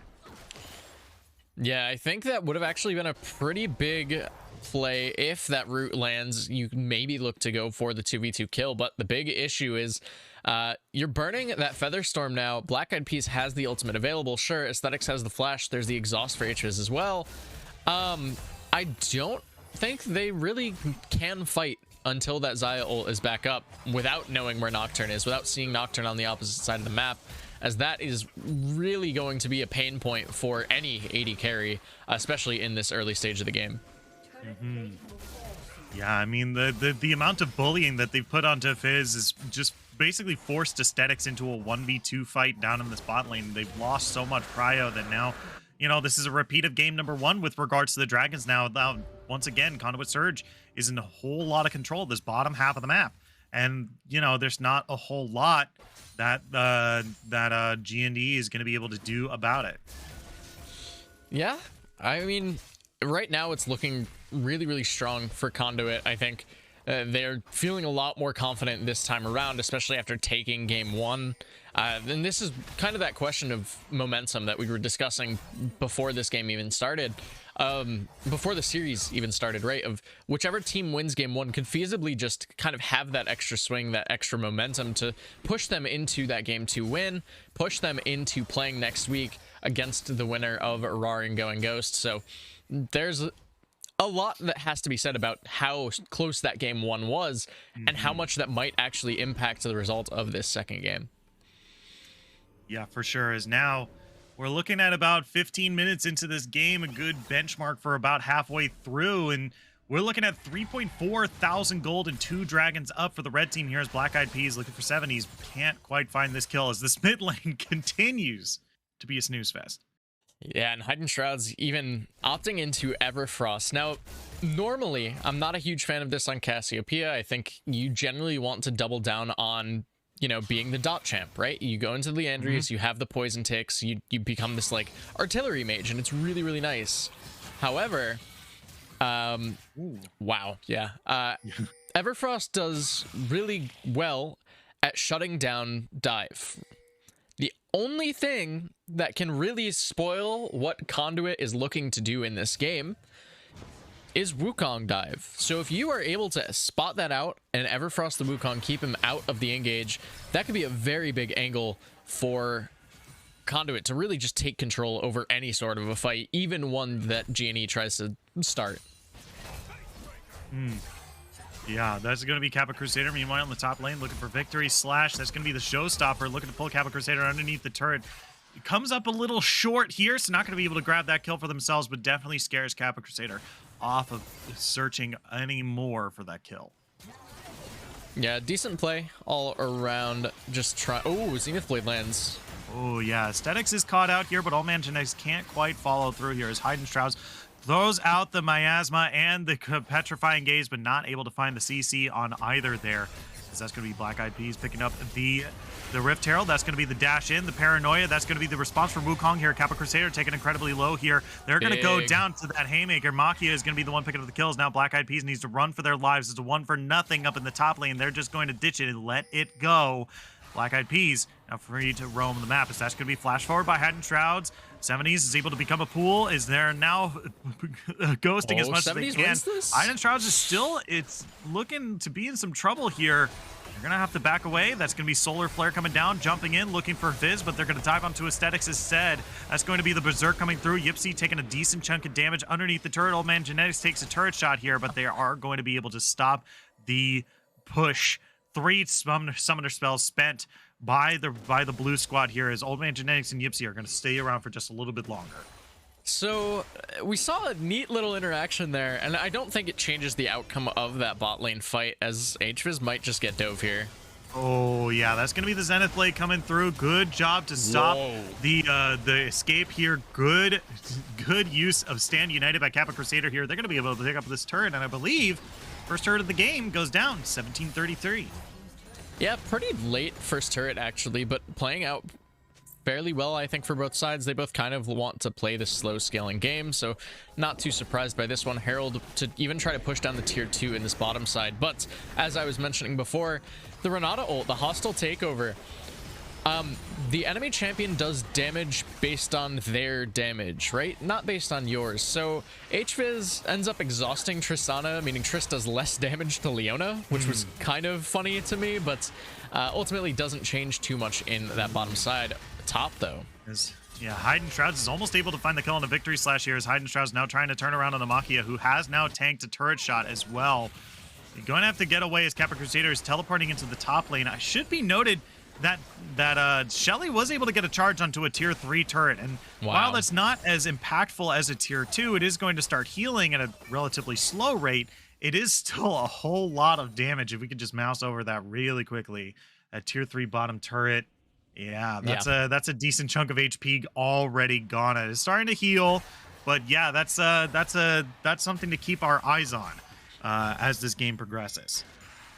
Yeah, it's definitely almost a blunder, I would say, coming out from Genie, just not able to really stop that. You mentioned the charge, pretty significant, and especially, again, we end up in this like mismatched map state where you have 2 turrets in one lane and none in the others. It kind of feels a little odd. So you have a lot of control, but also no control in this bottom lane. Yeah. So just a very weird map state for both teams to try and play through. And I think so far in this series, Conduit has looked fairly comfortable in these odd map states. So if they're able to kind of continue pushing for that advantage, it could be a pretty substantial avenue for them to really take over this game. Yeah, for sure. I mean, they are up 5,000 gold right now, and not to mention Cassiopeia Hidden Shrouds has hit their power spike. They now have that Seraph's Embraces in the bot lane. Black Eyed Peas is going to be able to find the fear onto Aesthetics here. Whoa, they're not going to land the snare. They're looking for a little bit more. The Cloud is going to give them the movement speed they need in order to finish off that kill. Yeah, and actually Aesthetics playing it about as well as I think she could have. Taunt lands top. I don't think there's a kill angle there, but tries to just dodge out. Oh, wait. They're fighting still. Kappa Crusader. Yeah, that's going to be the showstopper there. 70s is now looking to dive on Old Man Genetics. They're going to be able to find the kill here. Kappa Crusader looking to escape through the jungle. Has to dash over the wall, but Wukong is still on the hunt here for the ninja. Not going to be able to find it. A little too slippery for him this time, as that's a 3-for-0 across the map in favor of Conduit Search. Yeah, and this one feeling a little tough. GNE's playoff run hopes rest on this game right now, and Conduit just snuffing it out so well for the time being, playing very aggressively. We saw Yipsy just constantly jumping in, Genetics jumping in here as well. No flash, so won't commit to that play any further, but it's just almost untempered aggression, right? Like this is, we just are going to perma-fight when we feel like it. And sure, Xayah can counter those engages fairly well once every 2 minutes or so, 90 seconds to 2 minutes. Solar Flare is like a 60-second cooldown at this point. Yeah. And you just dive on Renata, you dive onto, I mean, we saw it, you dive on a Set, you dive on a Vlad. they're bursting Vlad before 70s can pop puddle. Like, that's a lot of damage, and that is really, really hard to try and contest. Yeah. I mean, this is really... Oh, there we go. There's the paranoia. We're diving onto Xayah one more time, but that turret is going to be able to protect them this time. I mean, it has to be the way to continue laying on the pressure, right? When you have so much global pressure, you got to keep, and you have a gold lead. Like, the idea that you just constantly press that ultimate and dive onto someone pretty much instantaneously has to be the way to play this game right now, right? You need to make sure that, like, no matter where they are on the map, they feel threatened.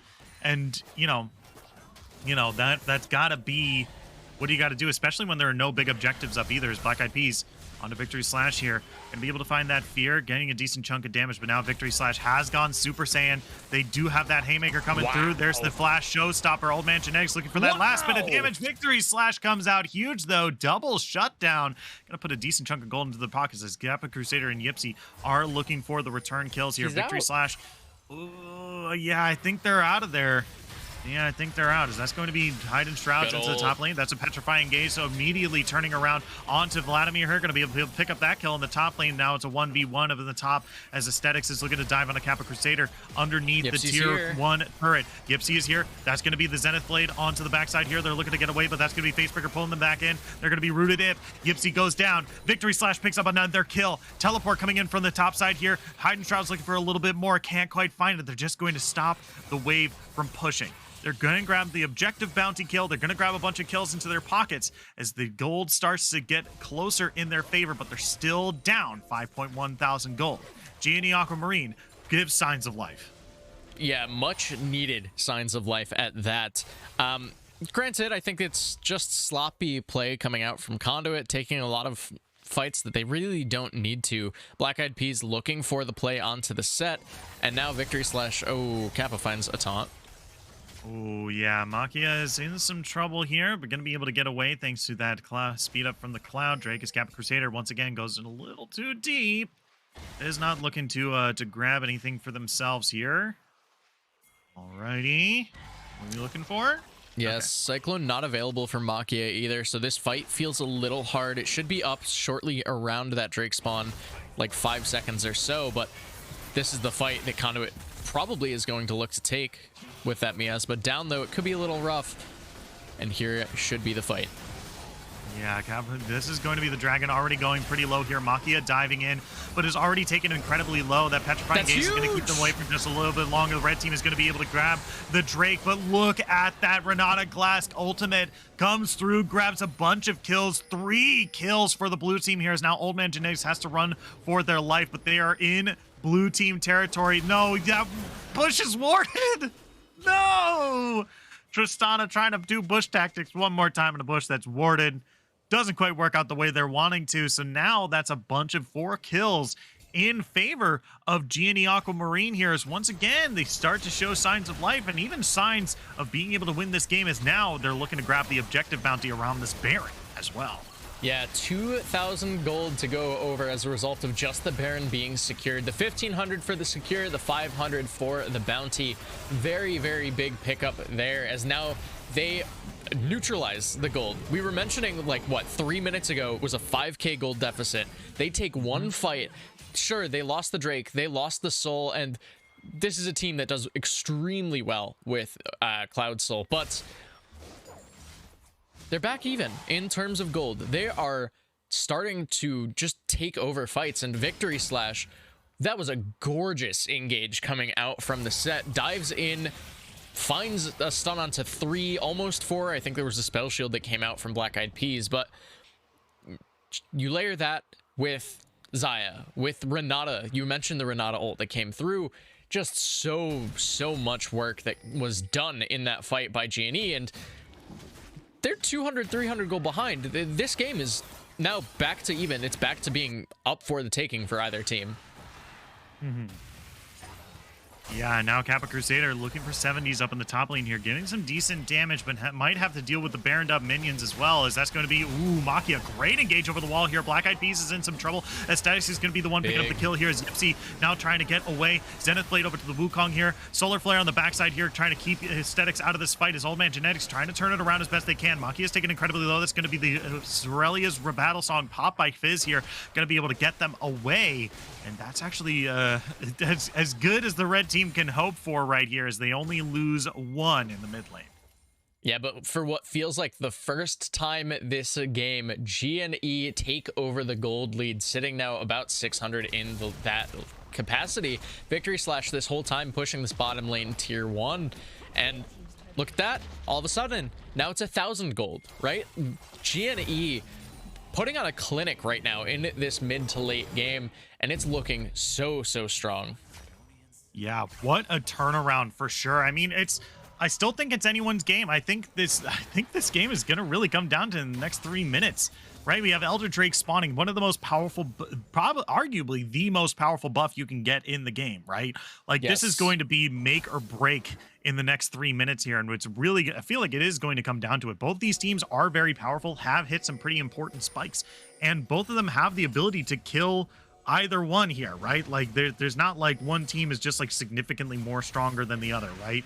Even though the gold has swung into GNE Aquamarine's favor, Conduit Surge is still nothing to like sneeze at, right? It's still very powerful. So when this Elder Drake roams around, this is going to be a really big team fight. Yeah, and you mentioned it, right? There is that Elder that will be coming up in 2.5 minutes. And this is one of the things that I always mention when it comes to games like this, and this is a perfect example of it. Conduit has looked so strong. They got themselves the first 4 Drakes of the game.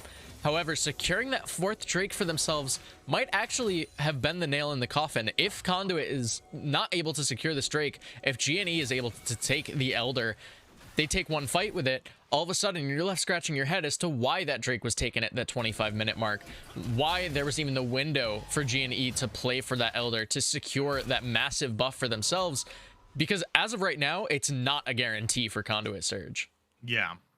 I mean, when they grabbed the Drake, it was definitely a guarantee. They were up so far, right? Like, they had like such a big team fight win for themselves. Like, they were up a pretty significant amount of gold. But now it's kind of like post the Baron that now they're like, okay, well, now G&D is like actually a team that we have to like respect more than we were before, right? Like, I think we were talking about just how much they were like throwing out ultimates and just diving the blue team in order to find kills for themselves, right? Like, this is going to be like an interesting now time that like, hey, Conduit Surge, you can't play like you've been playing throughout this entire game. And even though you were ahead for that one moment, now you have to play very respectful, because now we're down to less than a minute before this Elder Drake spawns, and it is going to be a do or die time. Yeah, for sure. And this is kind of the situation I think GNE is comfortable with, right? Like, they're doing fairly well with their pressure. Like, it's suddenly flipped on this game, rather, has flipped on its head, where GNE just takes 1 or 2 fights. They come out heavily on top in said 1 or 2 fights, and it almost feels like Conduit is now scared to look for plays as a result. Understandably so, with things like the Puddle, the Featherstorm available as well, just to really stall out the fight, try and go for that counter engage that GNE is looking to do. And this is what we were mentioning in draft. This is playing straight into GNE's hands. Oh, yeah, Kappa Crusader almost finds the taunt on a Victory Slash here, but now we're on the edge of the knife. Look at Wukong, look at his positioning here, almost finds a good flank onto the red squad here, but they need to really play it safe. Tristana is super far away from this fight right now, and Victory Slash going in, that's going to be the taunt. Great knock up on the 3 members in the back here. Kappa Crusader taken incredibly low. That's going to be the Renata Glask ultimate coming through the entire enemy team. That's going to be the Paranoia coming across, and now that Old Man Genetics has finally joined the fight, but he's way too late. Makia might actually go down here. They're able able to find one, but can they find more? They need to be able to save this fight if they want to be able to save this game, but it looks like they're just going to back away. Hidden Shrouds here looking for 70s. Might actually be able to find it. Jumps right in. 70s taken incredibly low here. Hidden Shrouds and Old Man Genetics are really looking for a flash Good forward. stun. That's going to great face breaker. Shut down by Renata Glass. Double kill for the support as well. Holy moly, G&E Aquamarine get the ace, and now they're getting the Elder Drake. They're going to be able to run down this mid lane here and immediately turn the game on its head. 3.94, nearly 4,000 gold ahead of their opponents. Yeah, and it seems to have just started from almost nothing, realistically. G&E turning this game around after what seemed like such a honestly doomed early game, to be quite frank, but they started off of some weird skirmishes, some weird fights that happened to break out, and it looked a little rough, to say the least. I think Makia had a good engage here as well, diving over that wall with the Wukong, just doing so much work in the fight. And sure, the paranoia comes out, but there it is, 3-man Cyclone. Now all of a sudden, this Wukong just disrupting the fight for so long. The Renata ult over the top doing so much damage. And yeah, Genetics picks up a kill, but a beautiful face breaker to follow, as back in live, the steal didn't work this time.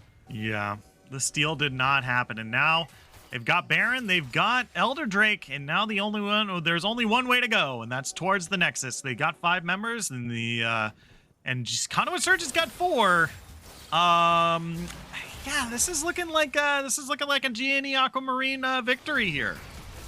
Yeah, I mean, it could be the call for the caster curse, of course, but we have a minute left on that Elder Drake, so there's not even really a fight that I think Conduit can take unless it is executed to perfection. What? I don't know. Where are you going? Where are you going? They're playing it slow. They're playing it safe. I mean, Yeah. oh, they might actually. No. Oh no, they were spotted by the blue trinket. Don't do it. Where are you going? You have Elder Drake for just a little bit longer. Yeah, I would have liked to see them try to push for the fight with that Elder. I think that would have been just a little better. But they are just playing it slow. They don't want to throw their lead. They don't want to throw the double buffs. So definitely can appreciate that. And especially when they've been so dominant in these fights, looking to just push out the side lanes. You still have the Baron for another minute 45. And there's 3 members of Conduit in the bottom lane for some reason when you know they're all top. So little interesting here as the fight might start. Yeah, Kappa Crusader is in some trouble here. Is getting closer to that execute range, but is able to get away for now. So it looks like the team is just moving in through this top lane No more here. Elder. Yeah, Tristana once again a little late to the party here. They have to get into this fight relatively quickly. Makia dives in. That's going to be the knockup on the 3 members here. Here comes Old Man Genetics into the fight. Great Renata Glass ultimate is going to be able to disrupt the entire enemy team. 1, 2, 3 instantly go down. Showstopper going to be the ace. Holy moly, what a way to end the fight. Victory Slash goes Super Saiyan to put the icing on the cake. And now 5 members strong, G&E Aquamarine walk into the enemy base and are able to take the Nexus. Game number 2. We're going to game 3, baby. We got a series on our hands. G&E Aquamarine come out huge. Yeah, what a massive game for G&E. I think I don't want to necessarily say nobody expected it, but especially after the way that early game played out, it looked really, really hard to come back from. And G&E just playing exquisitely, honestly. It's looked very strong. They looked very strong towards the later stage of that game, just winning so many fights, playing so well around the map. Sure, like I agree with you, they probably should have pushed for a fight with that last Elder, but you know, it still looked really clean once they got to that mid game. Yeah, for sure. I mean, G&E really coming out real strong towards that later stages of the game there. You know, the entire time Conduit Surge was definitely doing what they needed to do. They were pressuring, using their global ultimates advantage in order to gain, in order to maintain their advantages. Is just a couple of disastrous team fights that really gave G&E Aquamarine their edge in order to get back into the game, in order to give themselves a lead, and then be able to take it all the way to victory. Yeah, and as a result of that, it's now a best of one, right? Like, if you think about it, one game, that is all that it is. You win this one single game, you advance, you play next week. A loss, and you are eliminated from the lower bracket.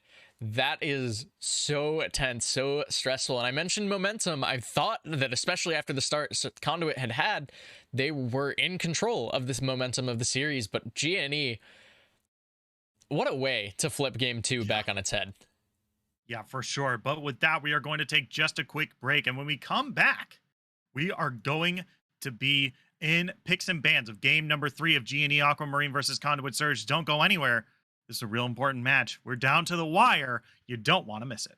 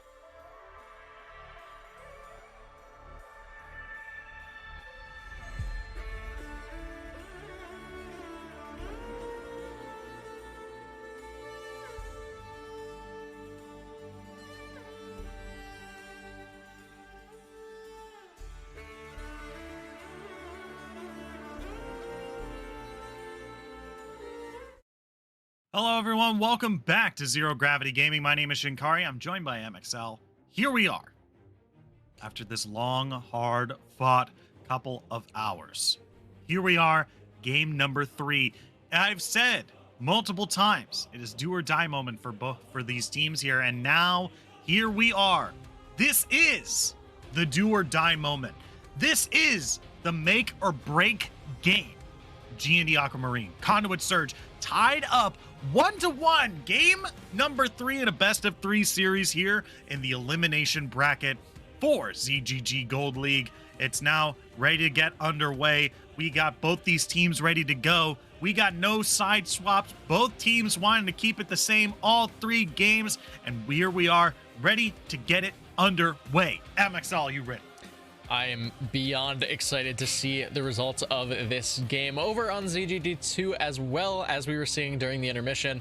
A very spicy game happening over there, so very excited to see who's going to come out on top in that one. But of course, we've got the game in front of us, and I like these adaptations already. Renata Glask not going to be available, I think, even though the lane was pretty rough, to put it lightly, for HViz and crew. I mean, that ultimate as the game progressed was just ridiculous. Like, yeah, just so much work done as a result. And you mentioned it earlier in the series. Game 1, you wanted to see a Mumu drafted with something that's AoE damage that kind of wants to sit there. And Misfortune fits that bill perfectly. Yeah, I mean, this Curse of the Sad Bullet Time is a tactic we saw at the end of season 11. A lot of people loving that kind of combination, especially with how much stronger a Mumu got as a support. But I'd like to say that Misfortune's ultimate was never like. I think the only nerf Misfortune got was the speed as which the waves came out. Like, her ultimate was never really like nerfed in terms of damage, right? It still does a lot of damage, and it does happen like relatively quickly. It's enough that like if you are in the curse of the Sad Mummy and Misfortune presses ultimate, you're probably dead, right? If this is a lethality Misfortune, this is going to be an ultimate that's really going to hurt. And it's looking already pretty good as 2 kind of squishy characters are locked in for G&E here.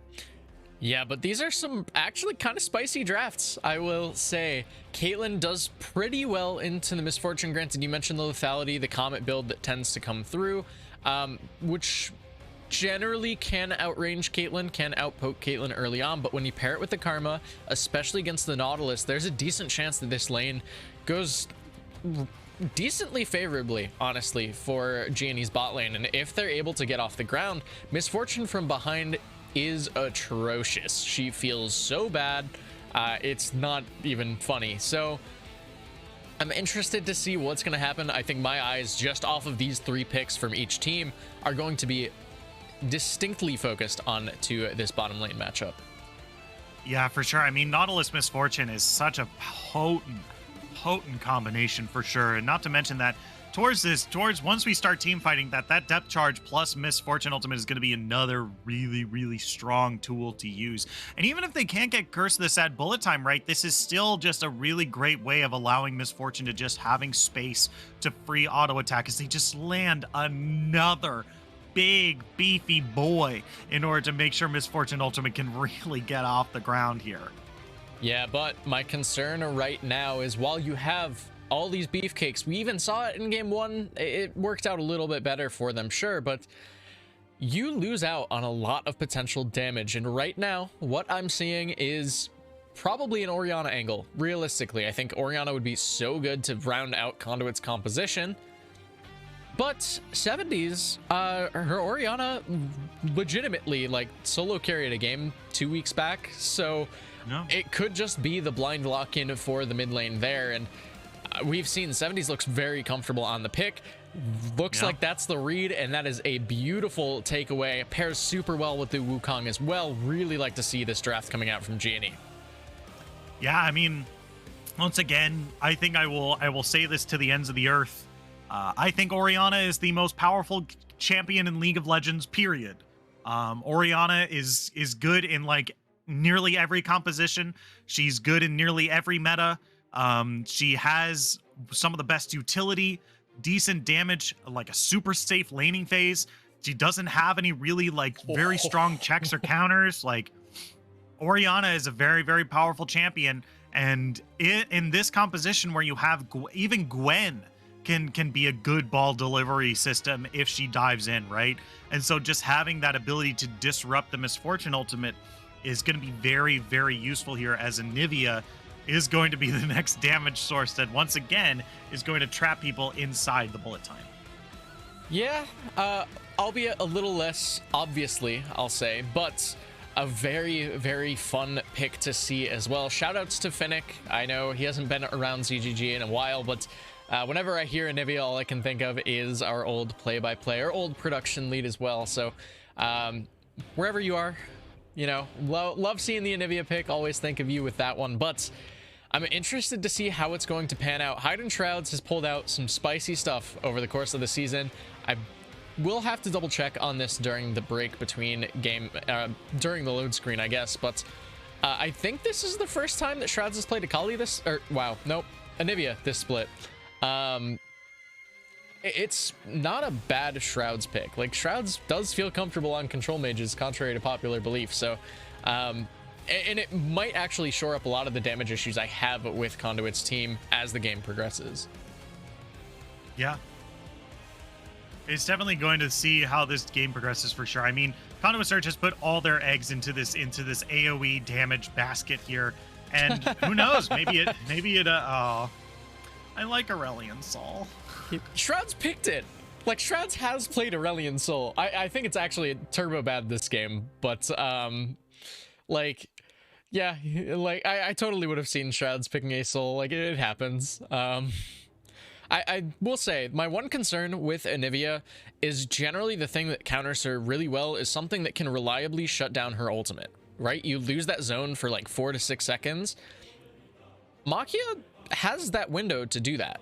You have the ability to go invisible, jump onto Anivia, and she has to either flash away from you, which generally will reduce the potential range of the zone anyway, or she gets interrupted, the zone goes away, and now you take the fight right afterwards. You have Victory Slash who can use that W as well to dodge out from the Anivia stun. Like, there's so much that I think Genie can actually respond to this team with from Conduit, and it really depends on how this early game plays out, I think. If it goes even, it's going to rely on execution, but if either team can pull out an advantage early on, it's going to be a massive win for that composition. Yeah, for sure. I mean, especially for Conduit Surge, right? I mean, Misfortune is very much a snowballing champion that once she gets a lead, she's able to pretty much hold on to it.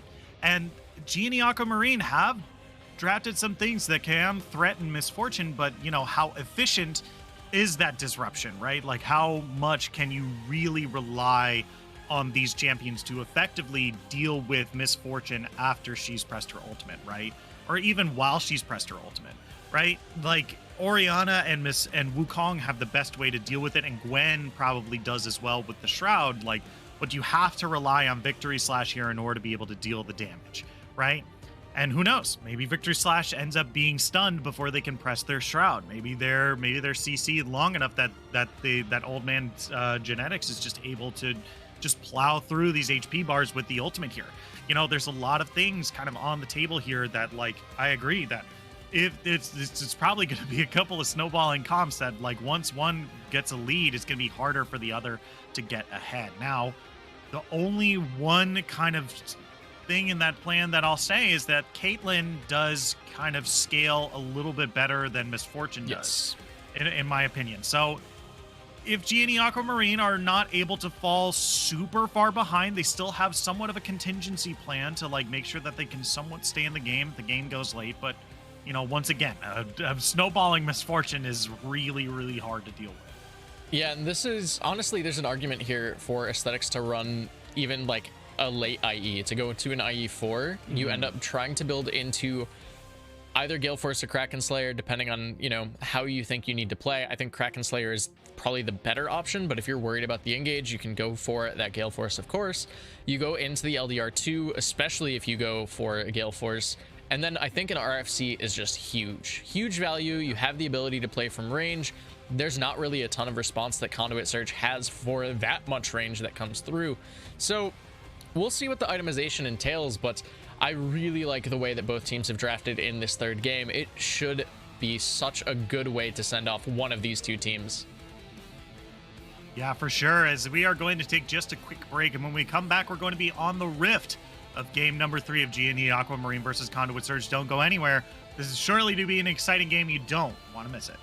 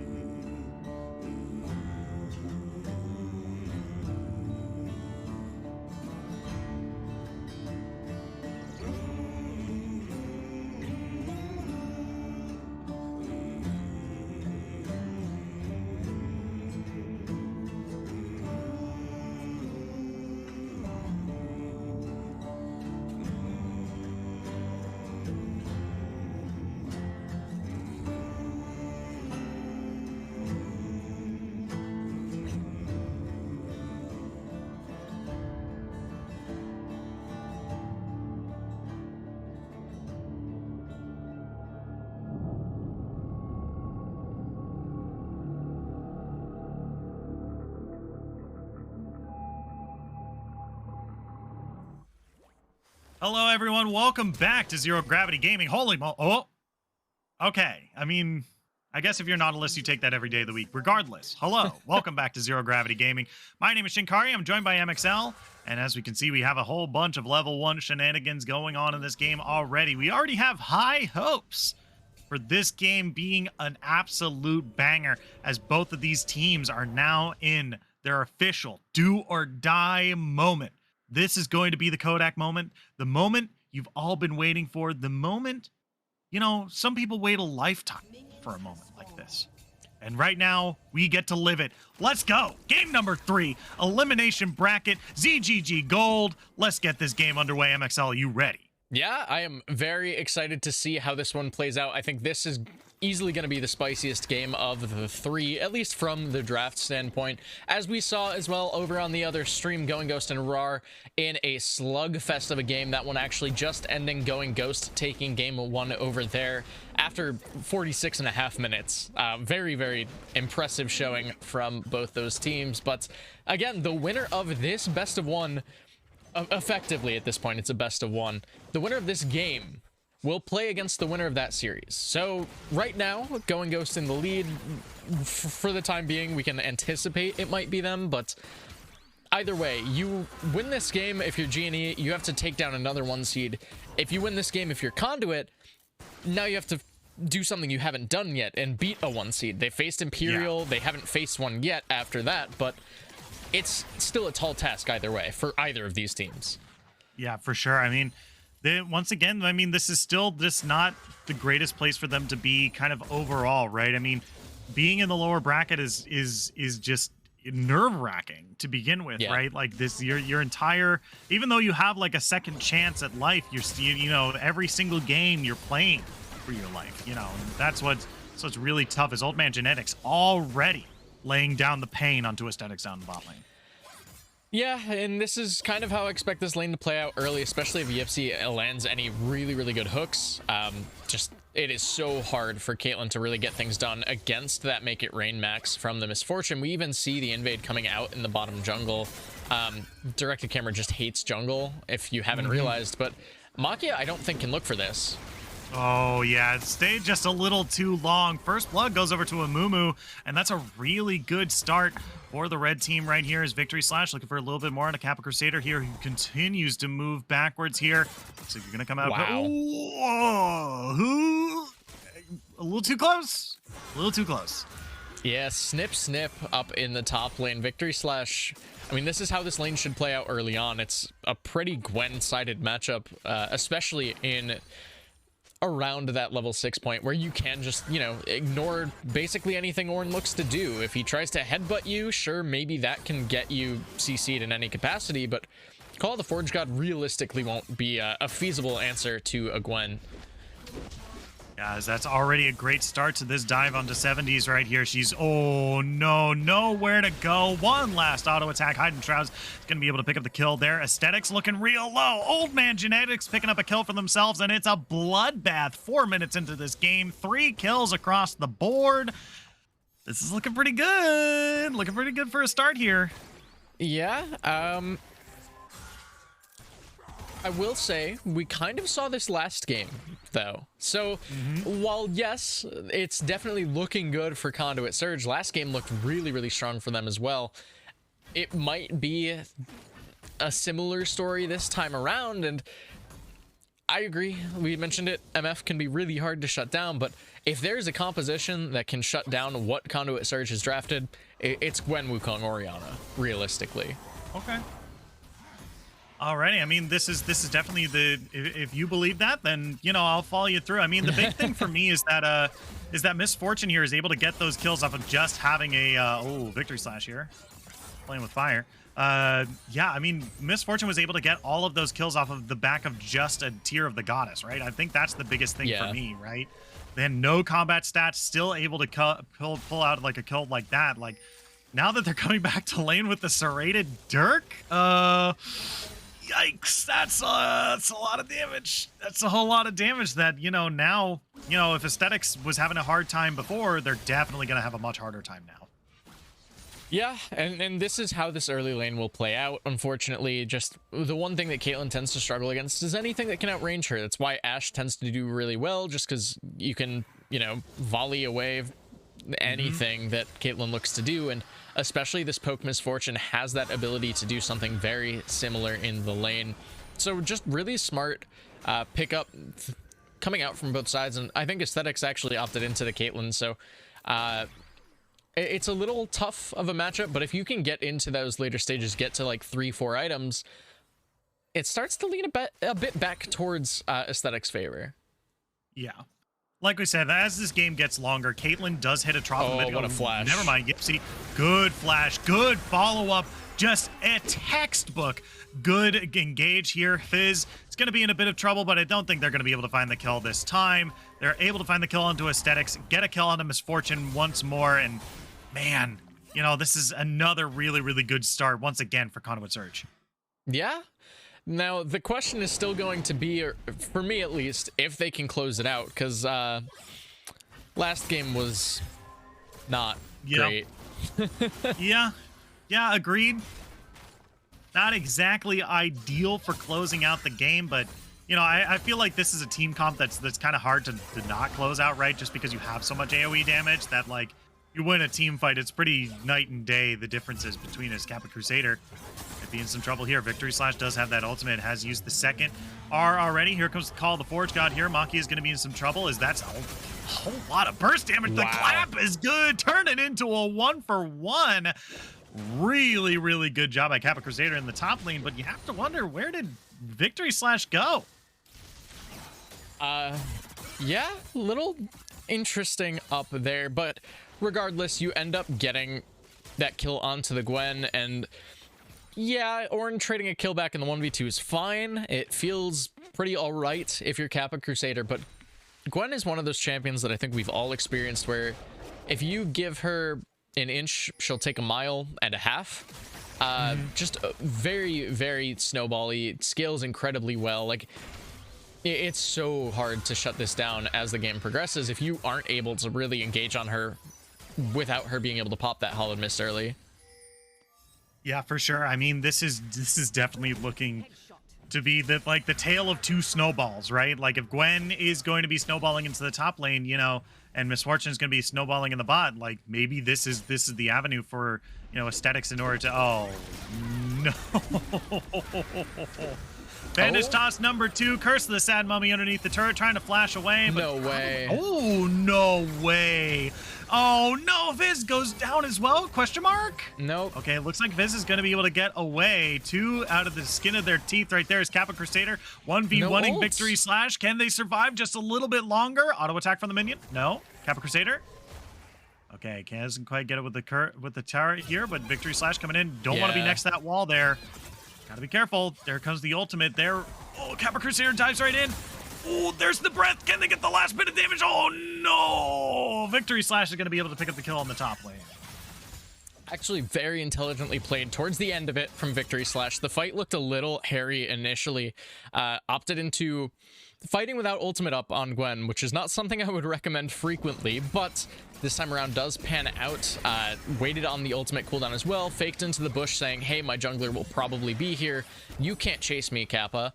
And, you know, stalls it out beautifully, dances around the fight very well, picks up the solo kill as a result. And now, I said it, Gwen gets 1 kill, Gwen will get 2. Gwen will get very, very strong as this game progresses. So Victory Slash already feeling really strong with the Snip Snip lady. Yeah, for sure. Someone calls Charles Dickens. It's a tale of 2 cities. One in the south, one in the north, one named Gwen, the other one named Miss Fortune, as the 2 of them continue to snowball out of control. This is going to be a match to watch, especially as we get closer and closer to the mid game here, but these 2 Titans are definitely going to clash in these team fights here. But it's really, yeah, once again, I think we're getting into a point where these team fights are going to come down to execution, especially if Gwen continues to snowball and get more powerful. Yeah.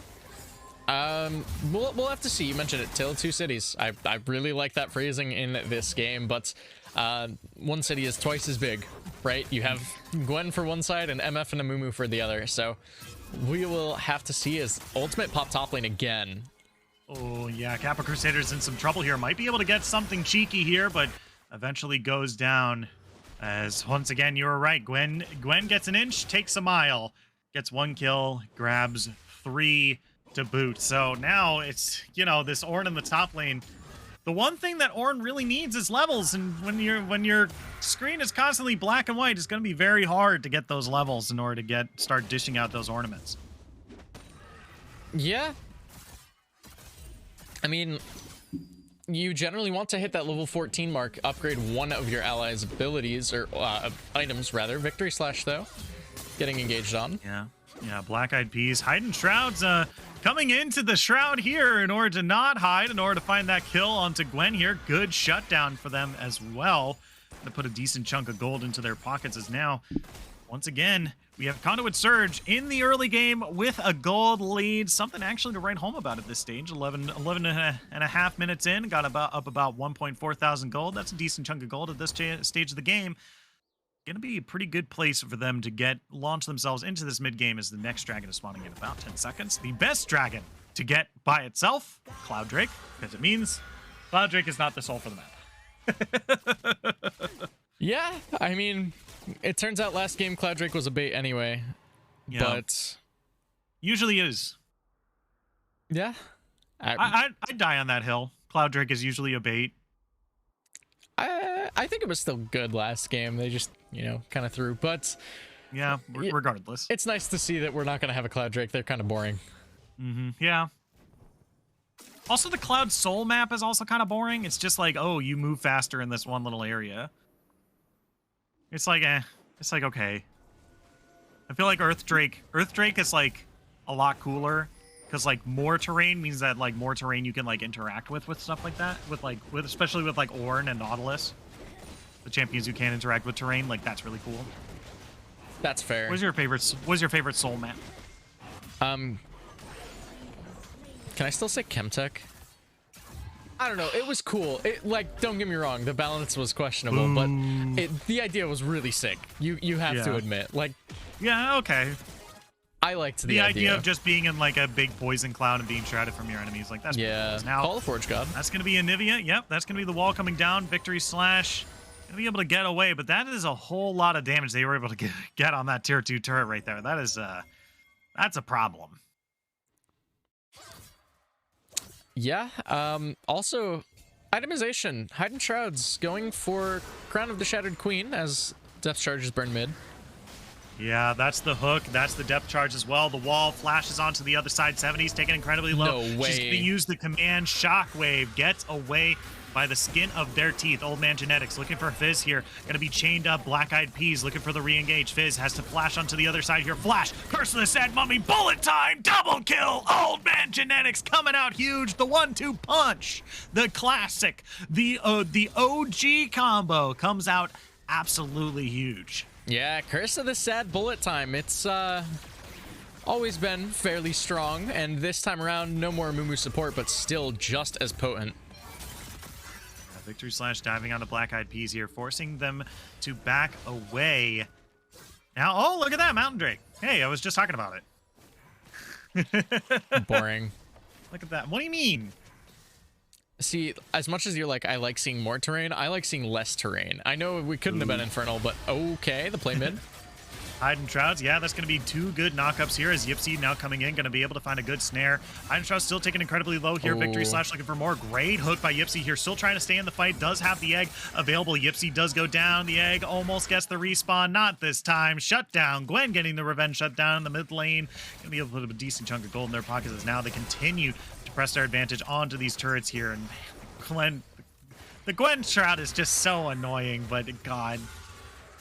I hate artillery mages more so. You would think the player named Hidden Shrouds knows about it, but engage still. Yeah, they're going to look for more here. Black Eyed Peas taking incredibly low. Old Man Genetics has been dove on. Kappa Crusader taking incredibly low as well. Old Man Genetics looking for a little bit more, but doesn't quite have the bullet time to really force them away from this turret here. So many have fallen, and now this outer mid turret might fall here. Yipsy looking for a re-engage. It's going to be the command defend here, and they're going to be able to get away. Meanwhile, look at the bot lane. Caitlyn is just shoving in that wave and is getting a decent chunk of gold in their pocket, finally trying to catch up to this misfortune here, but they've still got a long way to go. Down on not only 4 kills, but 30 CS as well. Yeah, and I believe the word you were looking for was dissonance. Command dissonance is Oriana's W. Yes, of course. But, yeah, I mean, 70s has looked really good. Had a kind of underwritten 2-man shockwave there. Connects. Ooh, yeah, wow, holy moly, what a bullet time. Flash forward, auto Q, double up. That's going to be 2 more kills in the pockets of misfortune. This Eclipse build hurts a lot, and they're really going to be doing a whole lot of damage the longer this game goes on. Holy moly, Victory Slash underneath the turret, going to put themselves in a shroud. Yeah, but Shrouds has no flash. This should just be a free kill for Gwen. Yeah, this is Anivia's got nowhere to go. Has no egg either. That's going to be another kill for this Gwen. 6-1. Once again, we got a tale of two powerhouses right here. Victory Slash and Old Man Genetics looking really, really strong. Yeah, I mean, realistically, Victory Slash is kind of putting on the team backpack right now, trying to get this team through the early stage, and Gwen scales incredibly well. We have the pause coming through as well. Jungler mic broke. Black Eyed Peas lost a microphone, I guess. That's okay. Unlucky. Oops. Yeah, unlucky.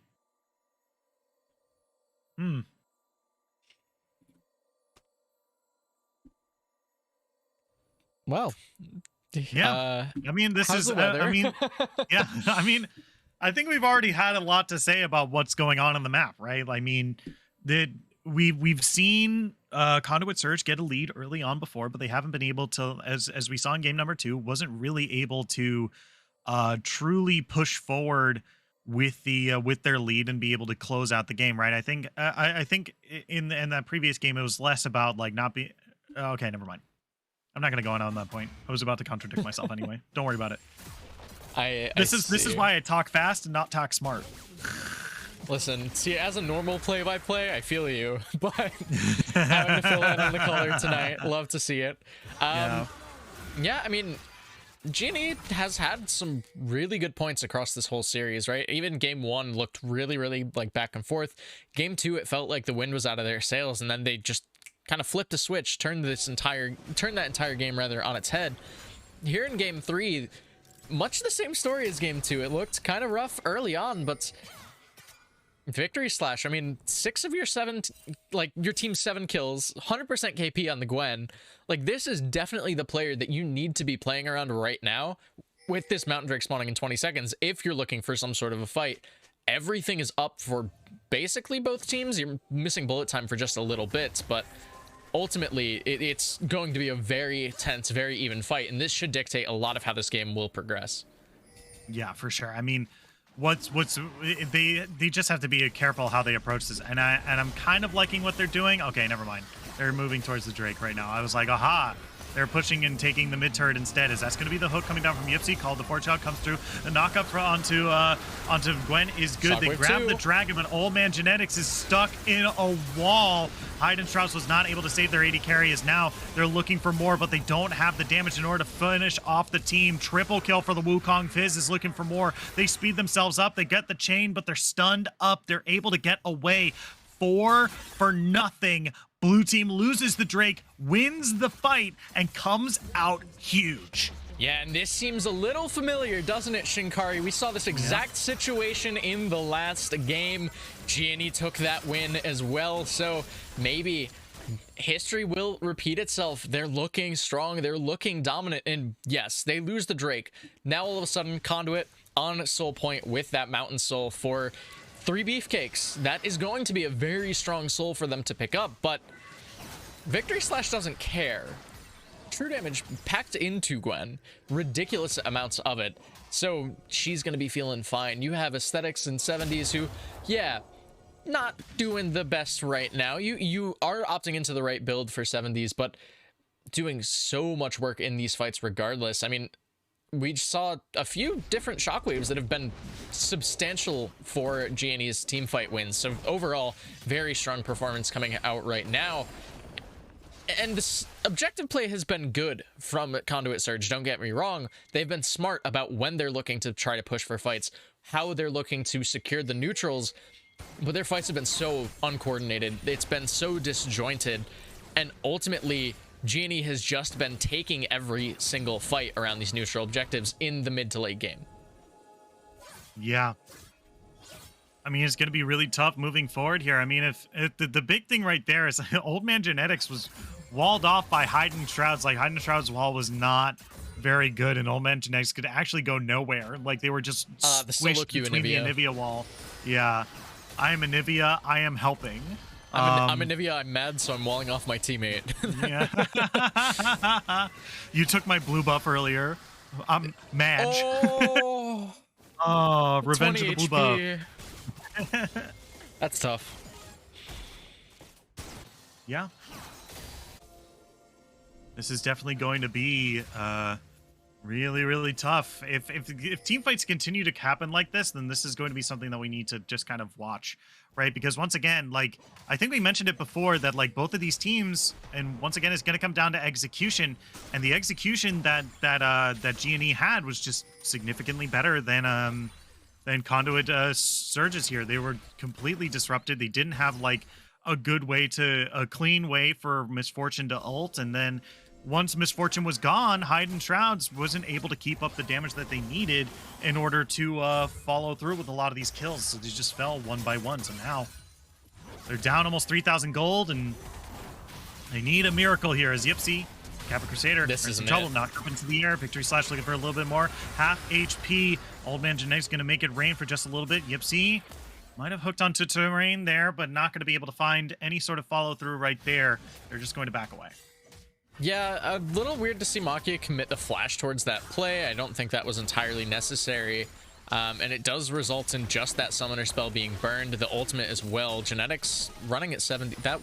Yeah. Okay. Turns out lethality is pretty good against characters that don't have armor. Yeah. Who would have thought? Well, we could go through this again. Not I, for one. Well, is it time for that? Is it time for that bit to come back up? I guess it's about that time. Rebit o'clock. Meanwhile, bot lane Victory Slash not going to be knocked into the air, not going to be hooked by Nautilus. Turns out Gwen is immune. Who'd have thought? Not I, for one. Yipsy here in some trouble. His old man Genetics looking for a little bit more. Bullet time going to come across and not going to land into the target that they're looking for. Once again, red team looking for these kind of cheeky kind of fights here, but Aquamarine not exactly giving them the case that they're looking for here. Is now alrighty, not good. Knock up into the air for Victory Slash here. Does get stunned up. Makia is trying to get away. Depth charge is coming across. It's going to be Hide and Shrouds picking up a kill in the mid lane as the rest of the team looking to collapse. Fizz might be in some trouble here. Good bandage toss. Good hook by Nautilus, but now the team is split up with their target selection here as Victory Slash is now looking to try to get away. The minions is going to block them for just a little bit longer. Here comes Hide and Shrouds in from the side. The second bandage toss is not going to land. They're going to try to re-engage here. Old Man Genetics is in some troubles. They're trying to peel backwards. They're going to go down to Makia in the backside here. Hide and Shrouds looking for a little bit more. Fizz throwing out the chains as now Hide and Shrouds looking for a little bit more. Ace in the hole coming across. They're going to turn into an egg at just the last second. I don't think they have the damage to kill them off as an egg. Absolutely they do. Never mind. That's going to be the Ace 5-for-1 in favor of G&E Aquamarine. Yeah, and Makia getting the unofficial quadra kill, only an official triple, unfortunately, but doing so much work. Victory Slash with that ultimate as well.